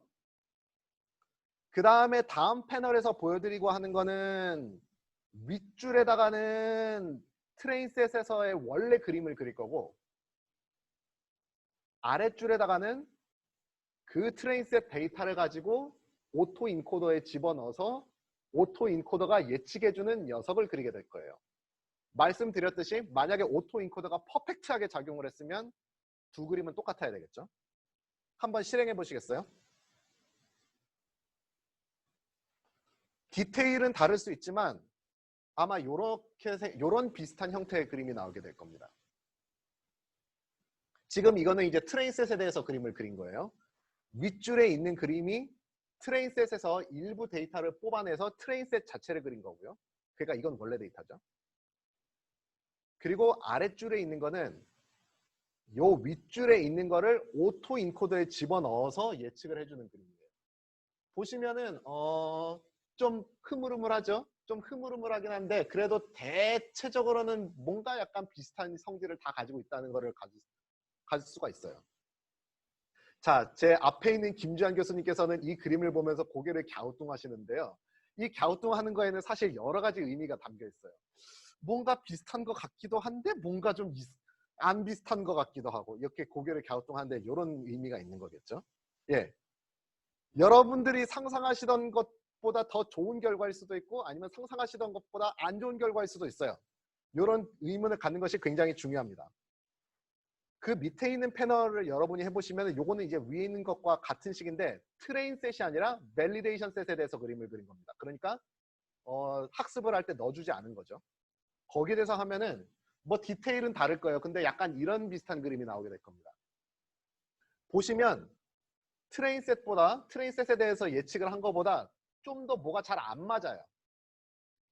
근데 머릿속으로 상상을 해보면 그럴 수밖에 없는 게 이 데이터는 직접 우리가 안 넣어줬거든요, 학습할 때. 그러니까 좀 더 잘 안 맞는 게 당연하다라고 여길 수가 있게 되겠죠. 예. 자, 마지막. 우리가 실제로 이제 우리가 이제 오토인코더를 가지고 앞에 있는 파트는 싹 빼버리고 임의의 164개의 벡터 중간에 있는 거기에다가 다른 숫자를 넣었을 때 뭔가 이미지를 새로 만드는 것도 한번 체크를 해보자고 했죠. 가짜 이미지를 만드는 거요. 그거는 여러분이 이 맨 마지막에 있는 두 개의 블럭을 실행을 해보시면 됩니다. 첫 번째 블럭이 의미하는 거는 트레인셋에서 나온 그 300개의 데이터를 가지고 64개 엘레멘트를 가진 벡터 셋들을 만든 다음에요. 그 벡터 셋들이 위치해 있는 공간에서 비슷한 위치에 있는 조금 다른 벡터를 만들어주는 거예요. 그게 이제 여기 첫 번째 블럭에서 해주는 일이고요. 두 번째 블럭이 해주는 일은 그 새로운 64개 엘레멘트를 가진 새로운 벡터를 가지고 오토인코더의 디코더에만 적용을 해서 새로운 그림을 뿌려보라는 겁니다. 그러면은 앞에 있었던 그림하고는 좀 다른 녀석이 나오게 되겠죠. 예, 트레이닝 하셨던 분들은 실행을 해주시길 바라고요. 역시 디테일은 많이 다를 수 있어요. 그렇지만 뭐 이런 식의 뭔가 희한한 그림들이 만들어지는 걸 알 수가 있습니다. 자, 그러면 이 그림을 보면은 여러분들이 역시 또 고개를 갸우뚱하게 될 거예요. 뭔가 라지 스케일 스트럭처가 있는 것 같기도 하고 뭐 아닌 것 같기도 하고. 자, 그 질문이 이제 여기 있어요. 자, 일종의 가짜 시뮬레이션 데이터라고 우리가 설득을 하고 싶어요. 그림을 보니까는 문외한의 눈에는 뭔가 그럴듯해 보여요. 근데 예를 들어서 저희가 이 그림을 가지고 김주환 교수님이나 박창범 교수님한테 들고 가서 저 시뮬레이션을 했습니다 라고 하면은 뭐라고 하실까요? 아니요. 자, 질문이 대충 머릿속에 떠오르죠. 여러분도 안 믿을 거예요. 이게 과연 쓸 수 있는 것인지. 자, 그러면 또 이렇게 생각할 수가 있죠. 여러분들이 뭐 지금은 제가 굉장히 간단한 모델을 만들긴 했는데 만약에 여러분들이 굉장히 복잡한 딥러닝 모델을 만들어서 돌렸어요. 그러면은 눈으로 보기엔 이거보다 훨씬 좋아질 거예요. 그럼에도 불구하고 그걸 여러분의 지도 교수님한테 들고 갔을 때 여러분의 지도 교수님을 설득할 수 있으려면 그러면 과연 어떻게 해야 되느냐? 이거를 여러분들이 이제 생각을 해봐야 되는 겁니다. 가장 자명한 답은 그분들이 만족할 수 있는 다른 종류의 어나리시스를 우리가 미리 해봐야 된다는 거예요. 그리고 많이 하면 할수록 좋다는 거죠. 자, 여기까지가 이제 튜토리얼이었고요. 예. 많은 분들이 참여를 아마 하기 어려웠을 것 같습니다만 지금 이 그림들을 보면서 여러분들이 딥러닝에 대해서 생각했던 것보다 좋을 수도 있고 생각했던 것보다 안 좋다고 생각을 할 수도 있어요. 자, 지금 제가 했었던 모형을 좀 더 이렇게 향상시키기 위한 방법에는 뭐 여러 가지가 있을 수가 있어요. 지금 오토 인코더라고 하는 모델 자체가 너무 사실 좀 구닥다리 모델이긴 해요. 그래서 뉴럴 신경망의 형태를 조금 바꾸면은 더 좋은 결과가 나오긴 합니다. 예를 들어서 제가 어제 소개드렸었던 이 논문 같은 경우에는 간을 이용했단 말이죠. 그래서 이렇게 한 시스템을 성공적으로 돌리기만 하면은 지금 제가 보여드렸던 모델보다는 더 좋은 결과가 나올 겁니다. 혹은 오늘 일찍 제가 이제 설명드렸던 방법 중에서 그 리커시브 뉴럴 네트워크라고 하는 거에 대해서 설명드렸었죠. 재귀 인공신경망. 계속해서 레이어가 가면 갈수록 이전 정보를 잊어버릴 수 있기 때문에 그래서 이전 정보를 다시 몇 단계 거쳐서 그 뒤 레이어에다가 넣어주는 그런 모형이 있다고 했었어요. 대표적으로 이제 레스넷이라고 하는 게 있고요. 혹은 다른 식으로 유넷이라고 하는 것도 있습니다. 여기 보면은 여기가 이제 인코딩 단계고 여기가 디코딩 단계 비슷한데요. 여기 보면은 여기 이렇게 일직선으로 그어진 게 있죠. 보면은 이렇게 단계를 가게 되면서 디코딩 단계에서 인코딩에 있었던 레이어를 여기다가도 이제 또 추가를 해준다는 겁니다. 그러고서 컨볼루션을 해준다는 거예요. 이런 식으로 해서 인코딩 단계에 인코더 단계에 있었던 정보들을 어느 정도 여기다가 다시 집어넣어 줄 수가 있어요. 예를 들어서 저도 이제 비슷한 연구를 좀 하고 있거든요, 지금. 예. 은하들만 가지고 그 안에 들어있는 이제 암흑물질 분포를 이제 이렇게 예측해내는 그런 딥러닝 연구를 하고 이제 거의 결과가 나와서 지금 저널에다가 서밋을 하고 있는데, 초창기에 연습했던 것 중에 이런 게 있어요. 이게 이제 컴퓨터 시뮬레이션에서 나온 은하 개수 분포고요. 이게 이제 거기에 이제 밑에 숨겨져 있는 암흑 물질 분포고요. 오토 인코더만 적용을 하면은 딥러닝을 돌렸을 때 뭐 결과가 좀 애매합니다. 근데 아까 전에 보였었던 유네처럼 인코더에 있었던 정보들을 덤핑을 해두면은 해상도가 갑자기 확 올라가죠. 예. 이런 식으로 이렇게 아키텍처를 바꾸면은 좋아질 수가 있어요. 그렇지만 뭐 이제 좀 생각해야 될 게 여러 가지가 있습니다. 가장 대표적으로 이 그림 이제 조금 전에 그렸었던 로스 펑션의 형태인데요. 여기 보면은 이제 시간이에요. 이게 f폭이라고 보면 돼요. x축이. 그리고 y축은 로스 펑션이라고 생각을 하면 됩니다. 조금 전에 제가 트레이닝 셋과 밸리데이션 셋에 대해서 이런 로스 펑션을 그렸죠. 여러분들도 딥러닝을 하다 보면은 반드시 아마 그림을 그리셔야 될 거예요. 거기서도 모양을 보게 되면 트레이닝 셋의 로스 펑션은 웬만하면 아주 이상하지만 않으면 시간이 가면 갈수록 계속해서 줄어들게 됩니다. 그러니까 얘는 계속 줄어들어요. 그런데 밸리데이션 셋 같은 경우에는 계속 줄어들면 좋은데 어느 시점이 되면 더 이상 줄어들지 않고 평평하게 가거나 심지어는 늘어나게 됩니다. 이 시점이 이제 굉장히 이제 위험한 시점이 되는 거예요. 여기서부터 이제 더 넘어갔을 때 얘는 이제 성능이 좋아지는 것 같은데 이렇게 왜 이건 이렇게 늘어나게 되느냐. 여기서 다시 어제 나왔었던 오버피팅 얘기가 다시 나오게 됩니다. 트레이닝 밸리데이션 셋의 로스 펑션은 늘어나는데 트레이닝 셋의 로스 펑션은 줄어든다는 얘기는 어떤 거냐면, 이런 데이터가 있을 때 뭐 실제로 우리가 찾고자 하는 함수는 이런 형태를 띠게 될 건데요. 노이즈는 좀 껴있지만.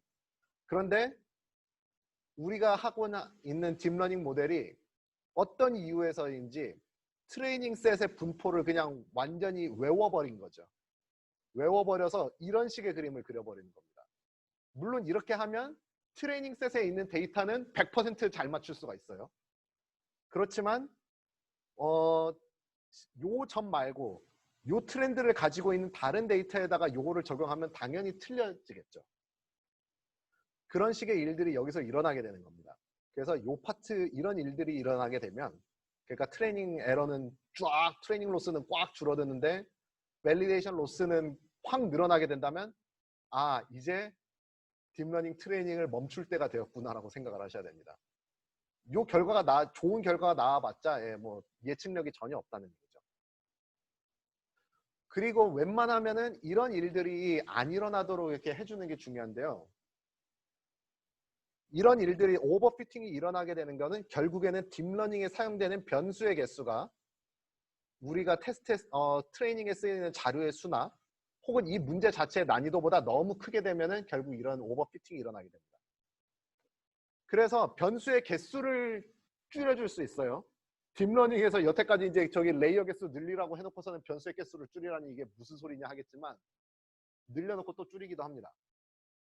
예를 들어서 드롭아웃이라고 하는 테크닉이 있어요. 아까 전까지는 풀리 커넥티드라고 이제 잔뜩 말씀드렸잖아요. 이게 모든 이렇게 뉴런들끼리 연결을 하라고 하는데 일부 확률 정도는 연결을 빼주는 거예요. 그러니까 이렇게 시작했지만 드롭아웃을 몇 퍼센트 하라고 하면은 요 연결선 중에서 몇 개는 그냥 빼버립니다. 혹은 배치 노멀리제이션이라고 하는 게 있어요. 아까 전에 배치 노멀리제이션이라고 하는 게 있었죠. 요거는 처음에 인풋 레이어에서는 이렇게 그 파라미터들의 분포가 뭐 이렇게 좀 적당하다가 이게 저기 그 레이어가 깊어지면 깊어질수록 뭔가 피팅을 하면서 뒷단계에서는 파라미터들의 웨이트 파라미터의 분포가 아주 요상하게 돼서 이상해지는 경우가 있는데, 이런 것들이 일어나는 것을 방지하기 위한 어떤 테크닉이라고 합니다. 제가 뭐 말주변이 없어서 제대로 설명을 못 드리고 있는데, 드롭아웃이나 배치 노멀리제이션이나 문제의 난이도에 비해서 그 파라미터 개수가 너무 많은 거를 해소하기 위한 어떤 일종의 방법이라고 생각하시면 됩니다. 다른 방법은 이 그림이 혹시 뭔지 아시나요? 예, 백남준 아티스트. 예. 예, 예? 국립현대미술관에 있는 이름이 뭔지 혹시 아시나요?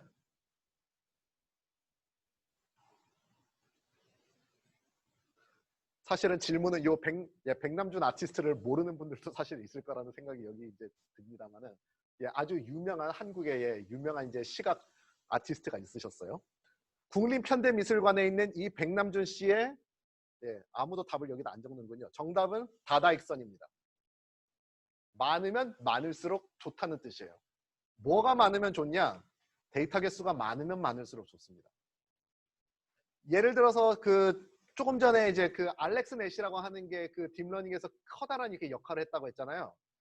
그거는 이미지 넷이라고 하는 데이터셋을 가지고 이렇게 했었는데, 이미지 넷의 개수가 몇 개였죠? 1,400만 개의 데이터 개수를 갖고 있다는 거예요. 그러니까 데이터 개수가 엄청나다는 얘기죠. 그 정도로 많은 데이터를 딥러닝에다 때려 넣으니까는 좋은 결과가 나온다는 얘기예요. 딥러닝 모델 같은 경우에 대부분의 경우 아키텍처를 그렇게 잘 만들지 않아도 데이터가 엄청나게 많으면 그 데이터 때문에 압도돼서 웬만하면 좋은 성능을 내줍니다. 그래서 어쩌면 여러분들이 아키텍처를 가지고 뭐 레이어 모양을 이렇게 짤까 저렇게 짤까를 고민하는 것보다 그냥 관측이나 시뮬레이션 데이터를 더 많이 만드는 게 더 편하고 좋을 수도 있어요. 다행히도 이제 앞으로 나오게 되는 천문학 이렇게 프로젝트에서는 굉장히 많은 데이터들이 나오게 됩니다. LSST, 오늘날의 이제 루빈 옵저버터리라고 부르는 그가 같은 경우에는 보니까는 370억 개의 천체를 관측을 할 것이다라고 자랑스럽게 얘기를 하고 있고요. 조금 전에 김지환 교수님께서 소개하셨던 호라이즌 런 5 시뮬레이션 같은 경우에는 거기 안에 들어있는 가스셀의 개수가 보니까는 420억 개가 넘는다고 하더라고요. 이렇게 많은 수의 데이터를 딥러닝에 이제 원하는 목적에 따라서 집어넣게 되면은 아키텍처를 너무 이상하게 만들지 않는 이상 웬만치 좋은 결과가 나올 가능성이 높게 됩니다. 자, 데이터가 많으면 좋은데 우리에게 있는 데이터의 경우에는 대부분에는 한계가 있죠. 그런 경우에도 최대한 데이터를 늘리시기 바랍니다. 여기 있는 게 대표적인 예인데요. 여러분한테 우리가 어떤 이미지를 가지고 여기다 라벨을 붙이는 트레이닝을 하고 싶다고 합시다. 뭐 고양이든지 개든지 뭐 이렇게 트레이닝을 하고 싶어요. 은하 같은 경우에는 이게 나선 은하인지 타원 은하인지 아니면 뭐 별인지 이렇게 트레이닝을 하고 싶다고 할 때, 우리가 고양이 이미지 하나가 있으면 얘를 그냥 하나의 데이터로 생각을 하지 말고 어떻게든지 데이터 개수를 늘리라고 하는 겁니다. 딥러닝은 여기서 이런 하나의 데이터를 이렇게 나누기만 하더라도 여기서부터 다 뭔가 배운다는 뜻이에요. 그렇게 하면은 데이터의 개수가 부족해서 오버피팅이 일어나는 문제를 이렇게 하면은 많이 상쇄할 수 있다고 합니다. 이런 거를 자료 증강화, 데이터 오그멘테이션이라고 하고요. 여러분이 한정되어 있는 자료를 가지고 딥러닝을 하고자 할 때 데이터 오그멘테이션을 어떻게 할 수 있을지에 대해서 깊은 고민이 필요합니다. 자, 벌써 4분밖에 안 남았고요. 빨리 끝내야지 여러분들이 행복해 하시겠죠. 딥러닝을 시작하기 전에 생각해야 될 것들이 여러 개가 있어요. 사실 여기 있는 내용들의 대부분은 여러분이 어제 들었던 얘기입니다. 딥러닝이 정말 필요한지를 여러분들이 고민을 하셔야 되고, 그리고 딥러닝 결과를 확신할 수 있는지, 어떻게 보면 제일 중요한 문제가 될 수도 있어요. 다른 분석 기법도 챙겨둬야 되지만 딥러닝 자체에서도 좀 어느 정도 이해를 할 수 있는 게 있습니다. 예를 들어서 지금 여기 이제 보여드리는 게 이제 클래스 액티베이션 맵이라고 하는 거예요. 지금 요거 같은 경우에는 인풋 이미지가 있으면 요 이미지를 라벨을 이제 붙이는 거예요. 요 같은 경우에는 강아지, 요거는 닭, 여기는 이제 아령, 그리고 여기는 종, 이런 식으로 이제 하는 건데, 지금 아래쪽에 보면은 이렇게 요 색깔 이미지가 있을 거예요. 요거는 뭐냐면 이 이미지로부터 요 라벨을 얻게 되는데, 요 이미지의 어느 부분이 요 라벨을 얻는 데에 가장 중요한 역할을 했는지, 그 중요도를 색깔로 표시를 한 겁니다. 여기 보면은 당연히 정상적인 경우라면은 얘가 개인 걸 인식을 하려면은 개를 봐야겠죠. 그리고 얘가 닭인 걸 이해하려면 여기를 봐야겠죠. 닭을. 바벨을 보려면 여기를 봐야 될 거고요.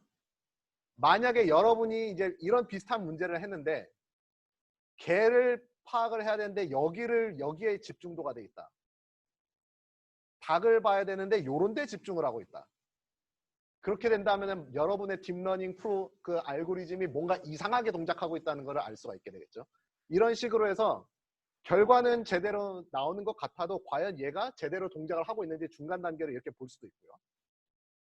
혹은 이제 제가 이제 참여했었던 어떤 이제 연구에서 이제 빼온 건데, 인풋 값이 어떤 이미지가 있고 아웃풋이 거기서 이제 어떤 값을 이제 추출해내는 건데 중간 레이어에서는 이 이미지가 어떤 식으로 보이게 될 건지 그림을 우리가 직접 그려볼 수가 있어요. 그러면 우리가 이걸 파악해서 아 물리적으로 100% 다는 이해를 못하더라도 얘가 요러 해가지고 어떤 다음 단계로 가는구나 하는 물리적인 이해를 얻는 데 좀 도움이 될 수가 있습니다.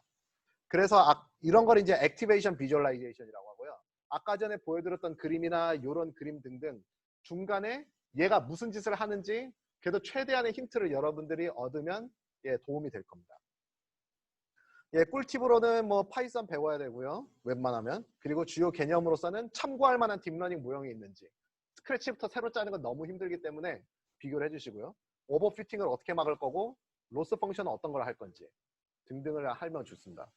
그리고 GPU 자원을 웬만하면 획득을 하시기 바랍니다. 딥러닝에서는 GPU 카드 한 개가 웬만한 CPU 클러스터보다 빠를 수가 있어요. 그렇지만 여러분들이 당장 좋은 GPU 자원을 얻기 어렵다라고 하면 지포스와 같은 게임용 그래픽 카드를 이용하는 것도 한 가지 좋은 방법이고요. 그리고 구글 콜라보레이터라고 해가지고요. 구글에서 마치 이제 구글 도큐멘트처럼 간단한 문제의 경우에는 여러분이 직접 여기다가 주피터 노트북을 만들어서 GPU를 사용해서 간단한 문제 같은 경우에는 딥러닝을 돌려볼 수가 있습니다. 자, 여기까지 이제 제 강의는 끝났고요. 질문이 하나 올라왔어요. 연습에서는 슬라이스 이미지를 이용해 학습시켰는데 실제 연구에서는 3차원 시뮬레이션 자료를 학습시켜 결과를 얻게 되나요? 예, 좋은 질문입니다. 그거는 여러분이 원하시는 대로 하면 돼요. 예를 들어서 어디였죠? 제가 하고 있는 이 연구 같은 경우에는 3차원 데이터를 직접 다 넣었습니다. 물론 3차원 데이터를 트레이닝하는 것은 정말 자원이 계산이 복잡하게 들어가요. 반면에 이 연구 같은 경우에는 이 사람들은 2차원 이미지를 가지고 학습을 한 것으로 알고 있습니다. 그래서 여러분들이 어떤 목적을 가지고 계산을 하느냐, 그리고 여러분의 계산 자원이 과연 복잡한 계산을 할 정도로 충분한가 등등등의 여러 가지 요인을 따져서 여러분의 목표에 맞게 예, 하시면 되겠습니다. 그 외에 혹시 다른 질문이 있나요? 급한 게 있으면 해주시고요. 예, 혹시 이후에 데스크탑에서 GPU 자원을 쓰려면 주피터 설치 시 GPU 자원을 사용하는 옵션을 넣는 것인지 파이썬에서 자체적으로 GPU를 사용하는지 아니면 따로 파이썬에 명령어를 넣는 것인지 궁금합니다. 자세한 사항은 텐서플로우나 파이토치에 보면은 GPU 옵션을 어떤 식으로 GPU 옵션을 사용해서 어떻게 설치를 해야 되는지가 나와 있습니다. 그거를 이렇게 따라가시면 되고요. 사실 설치를 위해서 좀 몇 단계를 따라가야 되는데 각각의 패키지의 홈페이지에 보면 그 단계들을 어떻게 밟아야 되는지가 설명이 돼 있으므로 그거를 이제 참고하시면 되겠습니다. 급한 설명이 없으면, 급한 질문이 없으면요. 제 강의는 여기까지 하고요. 예, 뒤에 클로징 리마크가 있기 때문에 만약에 더 궁금한 게 있으면 이메일을 사용하시면 감사하겠습니다. 자, 오늘 발표는 여기까지 하겠습니다.